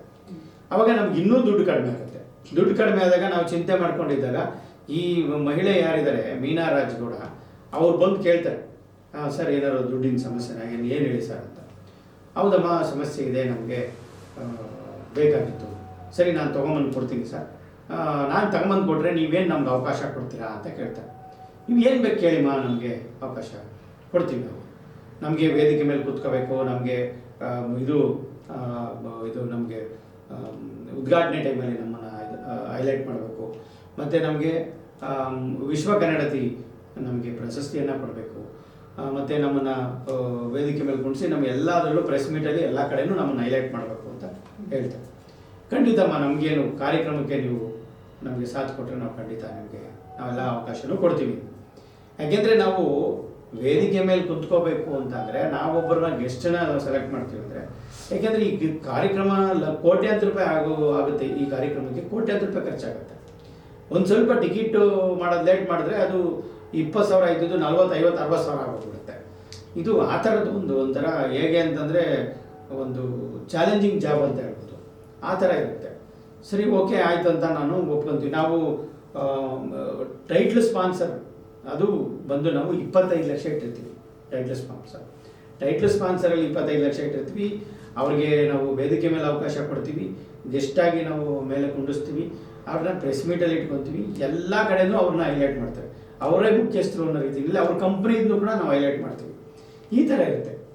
ಸರಿ, ಇವರು ಇಟ್ಕೊಂಡು ನೋಡಿ ಸರ್, ನಾನು ಎಷ್ಟು ಆಗುತ್ತೋ ನಾನು ಅಷ್ಟು ಹೆಲ್ಪ್ ಮಾಡ್ತೀನಿ, ಹಣ ಹೆಲ್ಪ್ ಮಾಡ್ತೀನಿ, ನೀವು ಎಷ್ಟು ನನಗೆ ರಿಟರ್ನ್ ಕೊಡೋಕ್ಕಾಗುತ್ತೋ ನೀವು ಕೊಡಿ ಅಂತ ಹೇಳಿ ಅವ್ರೇನು ಮಾಡ್ತಾರೆ, 15 ಲಕ್ಷ ನನ್ನ ಅಕೌಂಟಿಗೆ ಟ್ರಾನ್ಸ್ಫರ್ ಮಾಡ್ತಾರೆ. ಸರಿ ಆಯ್ತಮ್ಮ ಅಂತೇಳಿ 15 ಲಕ್ಷ ನಾವು ತೊಗೊತೀವಿ. ತೊಗೊಂಡು ಕಾರ್ಯಕ್ರಮನೂ ಯಶಸ್ವಿ ಆಗುತ್ತೆ. ಅದಾದ ನಂತರ ಅವ್ರಿಗೆ ಏನು ಅವಕಾಶ ಕೊಡಬೇಕು ಎಲ್ಲವೂ ಅವಕಾಶ ಕೊಟ್ಟಿರ್ತೀವಿ. ನಾವು 10,68,500 ರೂಪಾಯಿನ ಅಕೌಂಟ್ ಥ್ರೂ ಕೊಡ್ತೀವಿ. ಅವ್ರು ಹೇಳ್ತಾರೆ, ಸರ್ ನೀವೆಲ್ಲ ಕ್ಯಾಶ್ ಕೊಡಿ ಅಂತ. ನಮ್ಮ ಆಡಿಟರ್ ಹೇಳ್ತಾರೆ, ನೀವು ಯಾವ್ದಾನ ಕ್ಯಾಶ್ನ ಯಾರಿಗಾದರೂ ಕೊಟ್ಟರೆ ನೀವು ನಮ್ಮ ಹತ್ರ ಅಕೌಂಟ್ಗೆ ಬರ್ಕೊಡ್ದು ಅಂತ ಹೇಳ್ತಾರೆ. ಯಾಕೆಂದರೆ ನಮ್ಮ ವಿಶ್ವ ಕನ್ನಡ ಹಬ್ಬದ ಅಧ್ಯಕ್ಷರವರು ದಿನೇಶ್ ಜೋಶಿ ಅಂತ, ಭಾಳ ನಮ್ಮ 3 ವಿಶ್ವ ಕನ್ನಡ ಹಬ್ಬದಲ್ಲೂ ನಮಗೆ ಸತತವಾಗಿ ನಮಗೆ ಎಲ್ಲ ರೀತಿಯಲ್ಲೂ ನಮಗೆ ಜೊತೆಯಲ್ಲಿ ನಿಂತ್ಕೊಂಡು ನಮಗೆ ಒಂದು ಹಣಕಾಸಿನ ವ್ಯವಸ್ಥೆ ಆಗ್ಬೋದು, ಒಂದು ನಮ್ಮ ಜೊತೆ ನಿಂತ್ಕೊಂಡು ಸಹಕಾರ ಮಾಡೋವಂಥದ್ದು ಆಗ್ಬೋದು, ಎಲ್ಲವೂ ಮಾಡಿರೋವಂಥವ್ರು. ಅವ್ರು ಹೇಳಿದ ಪ್ರಕಾರ ನಾವೇನು ಮಾಡ್ತೀವಿ, ಅಕೌಂಟ್ ಥ್ರೂ ಆ ಎಮ್ಮನ ಅಕೌಂಟಿಗೆ ನಾವು ಟ್ರಾನ್ಸ್ಫರ್ ಮಾಡ್ತೀವಿ. ಟ್ರಾನ್ಸ್ಫರ್ ಮಾಡಾದಮೇಲೆ ಇವರು ಹೆಸರು ಹೇಳೋದು ಬೇಡ, ಒಬ್ಬರು ಸಚಿವರ ಹತ್ರ 10 ಲಕ್ಷ ರೂಪಾಯಿ ದುಡ್ಡು ತರ್ತಾರೆ. 10 ಲಕ್ಷ ರೂಪಾಯಿ ದುಡ್ಡು ತಂದು ನಮಗೆ ಅಕೌಂಟ್ ಕೊಡಲ್ಲ. ನಾವೇನು ಮಾಡ್ತೀವಿ, ಒಂದೇ ಸಲ ಅವ್ರನ್ನ ಕೇಳಿ ಅವಮಾನ ಮಾಡೋದು ಬೇಡ, ಕೊಡ್ತಾರೆ. ಕೊನೆಗೆ ನಾವು ಲೆಕ್ಕಾಚಾರ ಹಾಕ್ಬೇಕಾದ್ರೆ ನಾವು ಕೂತ್ಕೊಂಡು ಲೆಕ್ಕಾಚಾರ ಮಾಡೋಣ ಅಂತ ನಾವು ಅದನ್ನು ಅವ್ರಿಗೆ ಇದು ಮಾಡಲ್ಲ, ಡಿಸ್ಟರ್ಬ್ ಮಾಡೋಕ್ಕೆ ಹೋಗಲ್ಲ. ಇವರೇನು ಮಾಡ್ತಾರೆ, ಇವರು ದಿನ ಒಂದೊಂದು ಸ್ಟೇಟ್ಮೆಂಟು ಕಾರ್ಯಕ್ರಮ ಆದಾದಮೇಲೆ ನಮ್ಮ ಕಮಿಟಿಯವ್ರನ್ನ ಇದು ಮಾಡೋದು, ಅವ್ರಿಗೊಂದು ವಿಡಿಯೋ ಕಳಿಸೋದು, ಒಂದು ಫೋಟೋ ಕಳಿಸೋದು, ಮತ್ತು ನಾವು ಯಾರ್ಯಾರನ್ನ ಭೇಟಿ ಮಾಡಿರ್ತೀವಿ ಅವ್ರು ಭೇಟಿ ಮಾಡಿದವ್ರಿಗೆ ಅವ್ರಿಗೆ ಒಂದು ಫೋಟೋ ಕಳಿಸೋದು, ಫೋಟೋ ಕಳಿಸಿ ಇವ್ರು ನಮಗೆ ದುಡ್ಡು ಕೊಡಬೇಕು ಅಂತ ಹೇಳೋದು, ಈ ರೀತಿ ಮಾಡ್ತಿರ್ತಾರೆ. ಯಾಕೆ ಅಂದರೆ ನಾನು ಆ ವೇದಿಕೆಯಲ್ಲೇ ಹೇಳಿದ್ದೀನಿ, ಇವರು ನಮ್ಗೆ ಹಣಕಾಸಿನ ಸಹಾಯ ಮಾಡಿದ್ರು, ಇವರು ಮಹಾನ್ ತಾಯಿ, ನಮಗೆ ತುಂಬ ಉಪಕಾರ ಮಾಡಿದ್ರು, ನಾವು ಯಾವತ್ತೂ ಮರೆಯಲ್ಲ ಅಂತ ನಾವು ದೊಡ್ಡ ವೇದಿಕೆಯಲ್ಲಿ ಹೇಳಿದ್ದೀವಿ, ವಿಡಿಯೋ ಬಂದಿದೆ, ಎಲ್ಲ ಬಂದಿದೆ. ನಾನು ಹೇಳ್ತೀನಿ, ಏನಮ್ಮ ನಾನೇ ಹೇಳ್ಕೊಂಬರ್ತಾ ಇದ್ದೀನಿ, ನೀವು ಯಾಕೆ ಊರೆಲ್ಲ ಹಿಂಗೆ ಹೇಳ್ಕೊಂಬರ್ತಾ ಇದ್ದೀರಾ, ಸುಳ್ಳು ಆರೋಪಗಳನ್ನ ಮಾಡ್ಕೊಂಡು ಬರ್ತಾ ಇದ್ದೀರಾ ಅಂತ ನಾನು ಹೇಳ್ತೀನಿ. ಇಲ್ಲ ಸರ್ ನಾನು ಎಲ್ಲೂ ಹೇಳಿಲ್ಲ ಅಂತಾರೆ. ಅದಾದಮೇಲೆ ಇವರು ನಡವಳಿಕೆಗಳ ಎಲ್ಲವೂ ನೋಡ್ತಾ ಎಲ್ಲ ಕಡೆಯಿಂದನೂ ಇವ್ರ ಬಗ್ಗೆ ಬೇರೆ ಬೇರೆ ಆರೋಪಗಳೆಲ್ಲ ಬಂದಾಗ ನಾವೇನು ಮಾಡ್ತೀವಿ, ಅದನ್ನು ಇವ್ರನ್ನ ನಿಧಾನಕ್ಕೆ 3ನೇ ವಿಶ್ವ ಕನ್ನಡ ಬಗ್ಗೆ ತಗೊಳ್ಳೋದಕ್ಕೆ ನಿಲ್ಲಿಸ್ತೀವಿ. ಇವ್ರಿಗೇನಾಗುತ್ತೆ, 3ನೇ ವಿಶ್ವ ಕನ್ನಡ ಬಗ್ಗೆ ನಮ್ಮನ್ನು ತಗೊಳ್ಳಲ್ಲ ಅನ್ನೋದು ಮನವರಿಕೆ ಆಗುತ್ತೆ. ನಾವೇನಂತಂದರೆ ಇವ್ರನ್ನ 3ನೇ ವಿಶ್ವ ಕನ್ನಡ ಬಗ್ಗೆ ಕೊನೆ ಗಳಿಗೆಯಲ್ಲಿ ಇನ್ನೊಂದು 15 ದಿವಸ ಇದ್ದಂಗೆ ಅವ್ರಿಗೋಗಿ ಒಂದು ಇನ್ವಿಟೇಷನ್ ಕೊಟ್ಟು ಅವ್ರನ್ನ ಗೆಸ್ಟಾಗಿ ಕರೆದು ಇವ್ರನ್ನ ವಿಶ್ವ ಕನ್ನಡ ಬಗ್ಗೆ ನಾವು ಕರಿಬೇಕು ಅನ್ನೋದು ನಮ್ಮ ಉದ್ದೇಶ ಇತ್ತು. ಅಷ್ಟರೊಳಗಡೆ ಇವರು ಕಂಪ್ಲೀಟಾಗಿ ನಮ್ಮನ್ನು ಡ್ಯಾಮೇಜ್ ಮಾಡ್ತಾರೆ. ಎಲ್ಲರ ಹತ್ರನೂ ನಮ್ಮ ಬಗ್ಗೆ ಕೆಟ್ಟದಾಗಿ ಹೇಳ್ಕೊಂಡು ಅಲ್ಲಿ ಸಚಿವರ ಹತ್ರ ಹೋಗಿ ಇವರು 3 ಜನ ಯಾರು, ಮೀನಾರಾಜ್ ಮತ್ತು ರಂಜಿತಾ, ಆಮೇಲೆ ಪ್ರತಿಭಾ ಪಟವರ್ಧನ್ ಮತ್ತು ಪವನ್, ಇಷ್ಟು ಜನ ಸೇರಿ ಸಚಿವರ ಹತ್ರ ಹೋಗಿ ಹೇಳ್ತಾರೆ, ಸರ್ ವಿಶ್ವ ಕನ್ನಡ ಹಬ್ಬ ಅಂತ ಮಾಡ್ಕೊಂಡು ಎಲ್ಲ ಕಡೆ ದೇಣಿಗೆ ಎತ್ಕೊಂಡು ಸಿಕ್ಕಾಪಟ್ಟೆ ದುಡ್ಡು ನುಂಗಾಕ್ಬಿಟ್ಟಿದ್ದಾರೆ ಸರ್ ಅಂತ. ಸಚಿವರು ಫೋನ್ ಮಾಡ್ತಾರೆ, ಏನ್ರಿ ಶಿವಕುಮಾರ್ ಇದು ಅಂತ. ನಾನು ತಕ್ಷಣ ಹೋಗಿ ಹೇಳ್ತೀನಿ, ಸರ್ ನಾನು ಏನಾದರೂ ವಿಶ್ವ ಕನ್ನಡ ಹಬ್ಬದ್ದು ಇದರಲ್ಲಿ ಒಂದೇ ₹1 ನಾನು ತೊಗೊಂಡಿದ್ರೆ ನೀವು ಏನು ಬೇಕಾದ್ರೂ ನನಗೆ ಶಿಕ್ಷೆ ಕೊಡಿ, ನಾನು ಓಪನ್ ಬ್ಲ್ಯಾಂಕಲ್ಲಿ ಬೇಕಾದ್ರೆ ನಮಗೆ ಸಿಗ್ನೇಚರ್ ಹಾಕಿ ಬೇಕಾದ್ರೆ ಕೊಡ್ತೀನಿ. ನಾವು ಮೊದಲನೇ ವಿಶ್ವ ಕನ್ನಡ ಹಬ್ಬ ಮಾಡಬೇಕಾದ್ರೆ 30 ಲಕ್ಷ ಕಳ್ಕೊಂಡು, 2ನೇ ವಿಶ್ವ ಕನ್ನಡ ಹಬ್ಬ ಮಾಡ್ಬೇಕಾದ್ರೆ ₹40 ಲಕ್ಷ ಕಳ್ಕೊಂಡಿದ್ವಿ. ಇನ್ನೂ ನಾವು ನಮ್ಮ ಟ್ರಾವೆಲ್ ಪಾರ್ಟ್ನರ್ಗೆ ಇನ್ನೂ ನಾವು ದುಡ್ಡುಗಳು ಸೆಟಲ್ಮೆಂಟ್ ಮಾಡಿಲ್ಲ. ಈ ಥರ ಕಷ್ಟ ಪರಿಸ್ಥಿತಿನಲ್ಲಿ ನಾವು ಇರಬೇಕಾದ್ರೆ 3ನೇ ವಿಶ್ವ ಕನ್ನಡ ಹಬ್ಬ ಮಾಡ್ತಾ ಇದ್ದಾರೆ, ನಮ್ಮನ್ನು ಸೇರಿಸ್ಕೊಂಡಿಲ್ಲ ಅಂತ ಹೇಳ್ಬಿಟ್ಟು ಇವರೇನು ಮಾಡಿದ್ದಾರೆ, ಯಾವುದೋ 20 ವರ್ಷದ ಹಿಂದೆ ನಾವು ಪತ್ರಿಕೆಯಲ್ಲಿ ಬರೆದಿದ್ದು ಸ್ವಲ್ಪ ಗಲಾಟೆ ಆಗಿದ್ದು ಪತ್ರಿಕೆಯಲ್ಲಿ ಬಂದಿರೋದನ್ನ ಆ ಪೇಪರ್ ಕಟಿಂಗ್ಸ್ನೆಲ್ಲ ಇಟ್ಕೊಂಡು ಪೊಲೀಸ್ನವ್ರ ಹತ್ರ ಹೋಗಿ ಕೂತ್ಕೊಂತಾರೆ. ಇವ್ರು ಯಾವತ್ತೂ ಬಂದು ನಮ್ಮ ಹತ್ರ ಕೂತ್ಕೊಂಡು ಸರ್ ನಮ್ದು ಏನಾದ್ರು ದುಡ್ಡು ಸೆಟಲ್ಮೆಂಟ್ ಮಾಡಿ ಅಂತ ಕೇಳಲಿಲ್ಲ. ಯಾಕೆ ಕೇಳಲಿಲ್ಲ ಅಂತಂದರೆ ಇವರು ಸಚಿವರುಗಳ ಹತ್ರ ತೊಗೊಂಡಿರೋ ಒಂದು ಸ್ಪಾನ್ಸರ್ಶಿಪ್ ದುಡ್ಡನ್ನ ನಮಗೆ ತಲುಪಿಸಿರಲ್ಲ. ಇದನ್ನು ಕೇಳ್ತಾರೆ ಅನ್ನೋ ಉದ್ದೇಶ ಇಟ್ಕೊಂಡ್ಬಿಟ್ಟು ಇವರೇ ಹೋಗ್ಬಿಟ್ಟು ಮುಂಚಿತವಾಗಿ ಅಲ್ಲಿ ಇಲ್ಲಿ ನಮ್ಮ ಬಗ್ಗೆ ಪ್ರಚಾರ ಮಾಡಿ ನಮ್ಮ ನಾವೇನು ಆಫೀಸ್ ಇದೆ, ಆಫೀಸು ಮನೆ ಒಂದೇ ಕಡೆ ಇರುತ್ತೆ ನಮ್ಮದು, ಅಲ್ಲಿ ಮಾಲೀಕರಿಗೂ ನಮಗೂ ನ್ಯಾಯಾಲಯದಲ್ಲಿ ಒಂದು ವ್ಯಾಜ್ಯ ನಡೀತಾ ಇರುತ್ತೆ. ನಾವು ಹೈಕೋರ್ಟ್ಗೆ ಹೋಗಿರ್ತೀವಿ, ವ್ಯಾಜ್ಯ ನಡೀತಾ ಇರುತ್ತೆ. ಅಲ್ಲಿ ಹೋಗಿ ಓನರ್ನ ಜೊತೆ ಮಾಡ್ಕೊತಾರೆ. ಜೊತೆ ಮಾಡಿಕೊಂಡು ನಾನು ಒಬ್ಬರು ಸಚಿವರನ್ನ ಈ ಒಂದು ವಿಶ್ವ ಕನ್ನಡ ಬಗ್ಗೆ ಕರೆಯೋದಕ್ಕೆ ಅಂತ ಹೋಗಿರ್ತೀನಿ. ಆ ಸಂದರ್ಭದಲ್ಲಿ ಎವಿಕ್ಷನ್ ಆರ್ಡ್ರು ತಂದಿರ್ತಾರೆ, ಕೋರ್ಟಿಂದ ನ್ಯಾಯಾಲಯದಿಂದ ತಂದಿರ್ತಾರೆ. ಅದು ಯಾಕೆಂದರೆ ನ್ಯಾಯಾಲಯಕ್ಕೆ ನಾವು ಯಾವತ್ತೂ ಗೌರವಿಸ್ತೀವಿ. ನ್ಯಾಯಾಲಯ ಏನು ತೀರ್ಮಾನ ಕೊಟ್ಟರು ಅದಕ್ಕೆ ನಾವು ಪ್ರತಿಯೊಬ್ಬರು ಅದಕ್ಕೆ ಗೌರವ ಕೊಡಲೇಬೇಕಾಗತ್ತೆ. ನನಗೆ ಮನೆಯಿಂದ ನಾನು ಹೆಂಡತಿ ಫೋನ್ ಮಾಡ್ತಾಳೆ, ರೀ ಯಾರೋ ಒಂದು 25 ಜನ ಬಂದ್ಬಿಟ್ಟಿದ್ದಾರೆ ಅಂತ ಹೇಳ್ಬಿಟ್ಟು. 25 ಜನ ಯಾಕಮ್ಮ ಬರ್ತಾರೆ, ಕೊಡು ಫೋನು ಅಂತ ಕೇಳ್ತೀನಿ. ಇಲ್ಲ ಸರ್ ನಿಮ್ಮದು, ಅವರು ಫೋನಲ್ಲಿ ಮಾತಾಡ್ತಾರೆ, ಸರ್ ನಿಮ್ಮದು ಕೋರ್ಟಲ್ಲಿ ಆರ್ಡರ್ ಆಗಿದೆ ಸರ್, ಎವಿಕ್ಷನ್ ಆರ್ಡರ್ ಆಗಿದೆ, ಕಲೆ ಮಾಡಬೇಕು. ನಾನು ಬರ್ತೀನಿ ರೀ ಅಂತ ಹೇಳ್ತೀನಿ. ನಾನು ಬರೋದಕ್ಕೂ ಕೂಡ ಟೈಮ್ ಕೊಡೋದಂಗೆ ಇಮ್ಮಿಡಿಯೇಟಾಗಿ ಒಂದು 3 ಅವರ್ಸಲ್ಲಿ ನಮ್ಮ ಆಫೀಸ್ದು ಮನೆಯದು 4 ಲಾರಿ ಐಟಮ್ಸ್ಗಳನ್ನ ಎಲ್ಲ ವಾಡದ್ದು ಪೀಸ್ ಮಾಡಿ ಎಲ್ಲ ರೋಡಿಗೆ ಬಿಸಾಕ್ತಾರೆ. ಈ ಸಂದರ್ಭದಲ್ಲಿ ಈ ಮೀನಾರಾಜ್ ಗೌಡ ಈ ತಂಡ ಏನಿದೆ ಇವರು ಸೇರಿ ಒಬ್ಬಳ ನಮ್ಮಲ್ಲಿ ಇರ್ತಕ್ಕಂಥ ಕವಿತಾ ರೆಡ್ಡಿ ಅಂತ ಸ್ಟಾಫ್ನ ಅಡ್ಜಸ್ಟ್ ಮಾಡಿಕೊಂಡು ನಮ್ಮದು ಲ್ಯಾಪ್ಟಾಪು, ಹಾರ್ಡ್ ಡಿಸ್ಕು, ಪಾಸ್ಪೋರ್ಟು, ಇನ್ನು ಇತರ ಡಾಕ್ಯುಮೆಂಟ್ಸ್ಗಳು ಏನೇನಿದೆ, ಬ್ಲ್ಯಾಂಕ್ ಚೆಕ್ಸ್ಗಳು ಎಲ್ಲವನ್ನು ಕೂಡ ಅವಳ ಕಡೆಯಿಂದ ಎಲ್ಲ ತರಿಸ್ಕೊಂಡು ಅದನ್ನು ತೊಗೊಂಡ್ಬಿಡ್ತಾರೆ. ನನ್ನ ಹತ್ರ ಒಂದು ID ಕಾರ್ಡು ಇರಲ್ಲ, ಪಾಸ್ಪೋರ್ಟು ಇರಲ್ಲ, ಏನೂ ಇರಲ್ಲ. ಸೇಮ್ ಅವತ್ತಿನ ದಿವಸನೇ ಗೋವಿಂದರಾಜ್ ನಗರ ಪೊಲೀಸ್ ಸ್ಟೇಷನ್ಗೆ ಹೋಗಿ ನನ್ನ ಮೇಲೆ ಕಂಪ್ಲೇಂಟ್ ಕೊಡ್ತಾರೆ. ಮನೆ ಈ ಥರ ಆಗಿ ಚಿಂದಿಯಾಗಿ ಅಲ್ಲಿ ಬಿದ್ದಿದೆ. ಅದೇ ದಿನ ಹೋಗಿ ಪೊಲೀಸ್ ಸ್ಟೇಷನ್ಗೆ ಕಂಪ್ಲೇಂಟ್ ಕೊಡ್ತಾರೆ. ಕಂಪ್ಲೇಂಟ್ ಕೊಟ್ಟು ಈ 24ನೇ ತಾರೀಕಿಗೆ FIR ಆಗುತ್ತೆ. ನನಗೆ ನೋಟಿಸ್ ಕೊಡಲ್ಲ, ನನ್ನ ಗಮನಕ್ಕೆ ಏನು ಬರಲ್ಲ. EMI ಏನು ಮಾಡ್ತಾರೆ, ಕಂಪ್ಲೇಂಟ್ ಕೊಟ್ಟಿದ್ದ ಕಾಪಿನ ಇಡೀ ನಮ್ಮ ಸೆಲೆಬ್ರಿಟಿಗಳು ಕಳಿಸ್ತಾರೆ. ಯಾರ್ಯಾರು ವಿಶ್ವ ಕನ್ನಡ ಹಬ್ಬಕ್ಕೆ ಬರ್ತಾರೆ ಅಂಥವ್ರಿಗೆಲ್ಲ ಕಳಿಸ್ತಾರೆ ಇವರು. ನೋಡಿ ಈ ರೀತಿ ಆಗಿದೆ, ಶಿವಕುಮಾರ್ನ ಅರೆಸ್ಟ್ ಮಾಡ್ತಾರೆ, ನೀವು ಯಾರು ಹೋಗ್ಬೇಡಿ, ನಿಮ್ಮ ಮೇಲೆ ಕೇಸ್ ರಿಜಿಸ್ಟರ್ ಆಗುತ್ತೆ ಅಂತ ಹೇಳ್ಬಿಟ್ಟು ಎಲ್ಲರಿಗೂ ಕಳಿಸ್ತಾರೆ. ಅವರೆಲ್ಲ ನನಗೆ ಫೋನ್ ಮಾಡಿ ಕೇಳ್ತಾರೆ, ಸರ್ ಏನು ಕಾರ್ಯಕ್ರಮ ನಡೆಯಲ್ವಂತೆ, ಯಾಕೆ ಈ ಥರ ಎಲ್ಲ ಬರ್ತಾ ಇದೆ ಅಂತ. ನಾನು ಅವ್ರಿಗೆ ಹೇಳ್ತೀನಿ, ಇದು 3ನೇ ವಿಶ್ವ ಕನ್ನಡ ಹಬ್ಬಕ್ಕೆ ಅವನ್ನ ತೊಗೊಂಡಿಲ್ಲ ಅಂತ ಹೇಳ್ಬಿಟ್ಟು ಈ ಥರದ್ದೆಲ್ಲ ಪಿತೂರಿ ಮಾಡ್ತಾ ಇದ್ದಾರೆ. ಕಾರ್ಯಕ್ರಮ ನಡೆಯುತ್ತೆ, ನೀವು ಯಾವುದೇ ಕಾರಣಕ್ಕೂ ಎದೆಗುಂದಬೇಡಿ, ನೀವು ಕಾರ್ಯಕ್ರಮಕ್ಕೆ ಬನ್ನಿ. ಇಲ್ಲಿ ನನಗೆ ತೊಂದರೆ ಕೊಟ್ಟಿದ್ದಲ್ದಿರೇ ಮಸ್ಕತ್ ಕನ್ನಡ ಸಂಘದ ಅಧ್ಯಕ್ಷರು ಮಂಜುನಾಥ್ ಸಂಗಟಿ ಅವ್ರಿಗೆ, ಅಲ್ಲಿ ಪದಾಧಿಕಾರಿಗಳಿಗೆ ಅವ್ರ ನಂಬರ್ನ ಕಲೆಕ್ಟ್ ಮಾಡಿಕೊಂಡು ಅವ್ರ ನಂಬರ್ಗಳಿಗೆಲ್ಲ ಕಳಿಸ್ತಾರೆ. ನನಗೆ FIR ಆಗ್ತಾ ಇದೆ, ಅವ್ರನ್ನ ಅರೆಸ್ಟ್ ಮಾಡ್ತಾ ಇದ್ದೀವಿ, ವಿಶ್ವ ಕನ್ನಡ ನಡೆಯಲ್ಲ, ನೀವು ನಿಲ್ಲಿಸ್ಬಿಡಿ ಅಂತ ಹೇಳ್ಬಿಟ್ಟು ಅವ್ರಿಗೆ ಕಳಿಸ್ತಾರೆ. ಅದಲ್ದಿರೇ ನಮ್ಮ ಮಂಜುನಾಥ್ ಸಂಗಟಿಯವ್ರಿಗೆ ನೋಟಿಸ್ ಕೊಡ್ತಾರೆ, ಒಬ್ಬರು ವಕೀಲರನ್ನ ಇಟ್ಕೊಂಡು ನೋಟಿಸ್ ಕೊಡ್ತಾರೆ, ಇವರು ಸರಿ ಇಲ್ಲ, ಇವರು ಫ್ರಾಡು, ಆ ಥರ ಈ ಥರ ಅಂತ ಹೇಳ್ಬಿಟ್ಟು ನಾವು ಅವ್ರಿಗೆ ಕಳಿಸ್ತಾರೆ. ಅಲ್ಲಿ ಅದಷ್ಟ ಅಲ್ದಿರೇ ಅಲ್ಲಿ ಮಸ್ಕತ್ ಕಾನ್ಸುಲೇಟ್ಗೆ ಅಲ್ಲಿಗೆ ಲೆಟ್ರ್ ಬರೀತಾರೆ, ಇದು ಕಾರ್ಯಕ್ರಮನೇ ಫೇಕು, ಇಲ್ಲಿ ಕೋಟ್ಯಾಂತರ ರೂಪಾಯಿ ದುಡ್ಡನ್ನ ಇವರು ವಸೂಲಿ ಮಾಡಿದ್ದಾರೆ, ಈ ಕನ್ನಡದ ಹೆಸರು ಹೇಳ್ಕೊಂಡು ವಸೂಲಿ ಮಾಡಿದ್ದಾರೆ, ಕನ್ನಡ ಹಬ್ಬದ ಹೆಸರು ಹೇಳ್ಕೊಂಡು ವಸೂಲಿ ಮಾಡಿದ್ದಾರೆ ಅಂತೇಳಿ ಕಳಿಸ್ತಾರೆ. ಅದನ್ನೆಲ್ಲ ನೋಡಿದಂಥ ಅಲ್ಲಿ ಅಧ್ಯಕ್ಷರು ನಮ್ಮನ್ನು ಕೇಳ್ತಾರೆ, ಏನು ಸರ್ ಇದ್ದವರು ಈ ಥರ ಬಂದಿದೆ ಅಂತ. ಇವೆಲ್ಲ ಸುಳ್ಳು, ನೀವೇನು ತಲೆ ಕೆಡಿಸ್ಕೊಬೇಡಿ, ನೀವು ಕಾರ್ಯಕ್ರಮ ಮಾಡಿ ಅಂತ. ನಾವಿದ್ದೀವಿ ಸರ್, ನೀವೇನು ತಲೆ ಕೆಡಿಸ್ಕೊಬೇಡಿ, ಕಾರ್ಯಕ್ರಮ ಚೆನ್ನಾಗಿ ಮಾಡೋಣ, ನಾವು ನೀವು ಸೇರಿ, ನೀವು ಯೋಚನೆ ಮಾಡಬೇಡಿ, ಯಾರೋ ಇವರು ಅನಾಮಧೇಯ ಈ ಥರ ಕರೆಗಳು ಬರ್ತಾ ಇದ್ದಾವೆ, ನಾವು ಅವ್ರ ಮೇಲೆ ಈ ಕಾರ್ಯಕ್ರಮ ಆದಮೇಲೆ ಅವ್ರ ಮೇಲೆ ನಾವು ಲೀಗಲ್ ಆಗಿ ನಾವು ಅವ್ರ ಮೇಲೆ ಫೈಟ್ ಮಾಡೋಣ, ಈಗ ಸದ್ಯಕ್ಕೆ ಕಾರ್ಯಕ್ರಮ ಮಾಡೋಣ ಅಂತೇಳಿ ಅವ್ರೇನು ಅದ್ರ ಬಗ್ಗೆ ತಲೆ ಕೆಡಿಸ್ಕೊಳ್ಳಲ್ಲ. ಇವರನ್ನು ಮಾತೇಳಿರ್ತಾರೆ, ಎಲ್ಲರ ಹತ್ರ ಹೇಳ್ಕೊಂಬಂದಿರ್ತಾರೆ, ಏನಂತ, ಶಿವಕುಮಾರ್ನ ಹೋಗೋದಕ್ಕೆ ಬಿಡೋದಿಲ್ಲ, ಶಿವಕುಮಾರ್ನ ಏರ್ಪೋರ್ಟಲ್ಲಿ ಅರೆಸ್ಟ್ ಮಾಡ್ತೀವಿ ಅಂತ. ಯಾವಾಗ ಇವರು ಈ ಥರ ಹೇಳಿದ್ದಾರೆ ಅಂತ ಹೇಳ್ಬಿಟ್ಟು, ನಮ್ಮ ಪಾಸ್ಪೋರ್ಟ್ ಯಾವಾಗ ಮಿಸ್ ಆಯಿತು, ಮತ್ತೆ ಇವ್ರ ಹತ್ರ ಜಗಳ ಮಾಡ್ಕೊಂಡು ಕೂತ್ಕೊಳ್ಳೋದು ಬೇಡ ಅಂತ ಹೇಳ್ಬಿಟ್ಟು ನಾನೇನು ಮಾಡ್ತೀನಿ, ಪಾಸ್ಪೋರ್ಟು ಇಲ್ಲ, ನೀವು ಹೋಗ್ಬಿಟ್ಟು ಬನ್ನಿ, ನೀವೆಲ್ಲರೂ ಹೋಗಿ ಕಾರ್ಯಕ್ರಮನ ಯಶಸ್ವಿ ಮಾಡ್ಕೊಂಬನ್ನಿ ಅಂತ ಎಲ್ಲರಿಗೂ ಹೇಳ್ತೀನಿ. ನಮ್ಮವರೆಲ್ಲರೂ ಗುರೂಜಿಗಳು, ಸ್ವಾಮೀಜಿಗಳು ಅವರೆಲ್ಲ ಎತ್ಕೊಂಡು, ಇಲ್ಲ ಇಲ್ಲ ನೀವು ಬರಲೇಬೇಕು, ನೀವು ಇಲ್ದಿರ ನಾವು ಹೋಗೋಕ್ಕಾಗಲ್ಲ ಅಂತಾರೆ. ಸರ್ ದಯವಿಟ್ಟು ಯಾರೂ ಇದ್ರ ಬಗ್ಗೆ ಎದೆಗುಂದೋದು ಬೇಡ, ಕಾರ್ಯಕ್ರಮ ನಿಂತೋಗ್ಬಿಡುತ್ತೆ, ನೀವೆಲ್ಲ ಹೋಗಲಿಲ್ಲ ಅಂದರೆ, ನೀವೆಲ್ಲ ಮುಖ್ಯಸ್ಥರು, ನೀವು ಹೋಗಲೇಬೇಕು.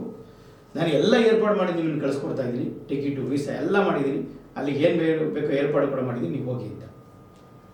ಆವಾಗ ನಮ್ಮ ದಿನೇಶ್ ಜೋಶಿ ಅಂತ ನಮ್ಮ ವಿಶ್ವ ಕನ್ನಡ ಹಬ್ಬದ ಅಧ್ಯಕ್ಷರು, ಅವರು ದುಡ್ಡು ಕೊಟ್ಟು ಹೈಕೋರ್ಟಿಂದ ಒಂದು ಆರ್ಡರ್ ತರಿಸಿ, ನೀವು ಹೋಗಿ ಇಮಿಡಿಯೇಟಾಗಿ ಅಂತೇಳಿ ನನಗೆ 3 ಅವರಲ್ಲಿ ಪಾಸ್ಪೋರ್ಟ್ ಸಿಗುತ್ತೆ ಕೈಗೆ. ಎಲ್ಲನೂ ಕಳಿಸಾಗಿದೆ. ಪಾಸ್ಪೋರ್ಟು ತಗೊಂಡು ನಾನು ಸೀದಾ ಏರ್ಪೋರ್ಟ್ಗೆ ಹೋಗ್ತೀನಿ. ಏರ್ಪೋರ್ಟ್ಗೆ ಹೋಗಿ ಬೋರ್ಡಿಂಗ್ ಟಿಕೆಟ್ ಆಗುತ್ತೆ, ಅಲ್ಲಿ ಇಮಿಗ್ರೇಷನ್ಗೆ ಹೋಗ್ತೀನಿ, ಅಲ್ಲಿ ನನ್ನನ್ನು ಅರೆಸ್ಟ್ ಮಾಡ್ತಾರೆ. ಅರೆಸ್ಟ್ ಮಾಡಿದಾಗ ನಾನು DCPಗೆ ಮಾತಾಡ್ತೀನಿ, ACPಗೆ ಮಾತಾಡ್ತೀನಿ, ಸರ್ಕಾರಿಗೆ ಮಾತಾಡ್ತೀನಿ, ಏನು ಮಾಡಿದ್ರು ಆಗಲ್ಲ. ನಾನು ಗೋಗರಿತೀನಿ, ಸರ್ ಈ ಥರ ಕನ್ನಡ ಹಬ್ಬಕ್ಕೆ ಹೋಗ್ತಾ ಇರೋದು ನಾನು, ನಮ್ಮ ಬೇರೆ ಏನು ಮೋಜು ಮಸ್ತಿ ಮಾಡೋಕ್ಕೆ ಹೋಗ್ತಾ ಇಲ್ಲ, ಒಂದೇ ದಿವಸ ಒಂದು ಅವಕಾಶ ಮಾಡಿಕೊಡಿ, ನಾನು ಬೇಕಾದ್ರೆ ಏನು ಬೇಕಾದ್ರೂ ರೇಟಿಂಗಲ್ಲಿ ಕೊಡ್ತೀನಿ, ಯಾರಿಂದ ಬೇಕಾದ್ರೂ ನಾನು ಹೇಳಿಸ್ತೀನಿ, ನಾನೇನು ಊರು ಬಿಟ್ಟು ಹೋಗೋದಿಲ್ಲ. ಇಲ್ಲ ಇಲ್ಲ ಆಗೋದಿಲ್ಲ, ನಿಮ್ಮನ್ನು ಅರೆಸ್ಟ್ ಮಾಡಲೇಬೇಕು ಅಂಥೇಳಿ ನನ್ನ ಅರೆಸ್ಟ್ ಮಾಡಿ ನನ್ನ ಪೊಲೀಸ್ ಕಚೇರಿಗೆ ತೊಗೊತಾರೆ. 4 ದಿವಸ ಪೊಲೀಸ್ ಕಚೇರಿಗೆ ತೊಗೊತಾರೆ. ನನ್ನನ್ನು ಒಂದು ಟೆರರಿಸ್ಟು, ನಕ್ಸಲೇಟ್ ಥರ ನನ್ನನ್ನು ನಡೆಸ್ಕೊತಾರೆ. ಒಂದು ಸಿವಿಲ್ ಮ್ಯಾಟ್ರಲ್ಲಿ ದುಡ್ಡಿನ ವಿಚಾರ ಆಯಿತು ಅಂತಂದರೆ, ಇದು ನಾನು ಅವ್ರ ಲೆಕ್ಕದ ಪ್ರಕಾರನೇ ತೊಗೊಂಡ್ರು ಕೂಡ 3 ಲಕ್ಷ, ಒಂದು 2 ಲಕ್ಷ ಚಿಲ್ಲರೆ ಬರುತ್ತೆ ಅಷ್ಟೇ, ಆಯಿತಾ, ಅವ್ರ ಲೆಕ್ಕದ ಪ್ರಕಾರನೇ ತೊಗೊಂಡ್ರೆ.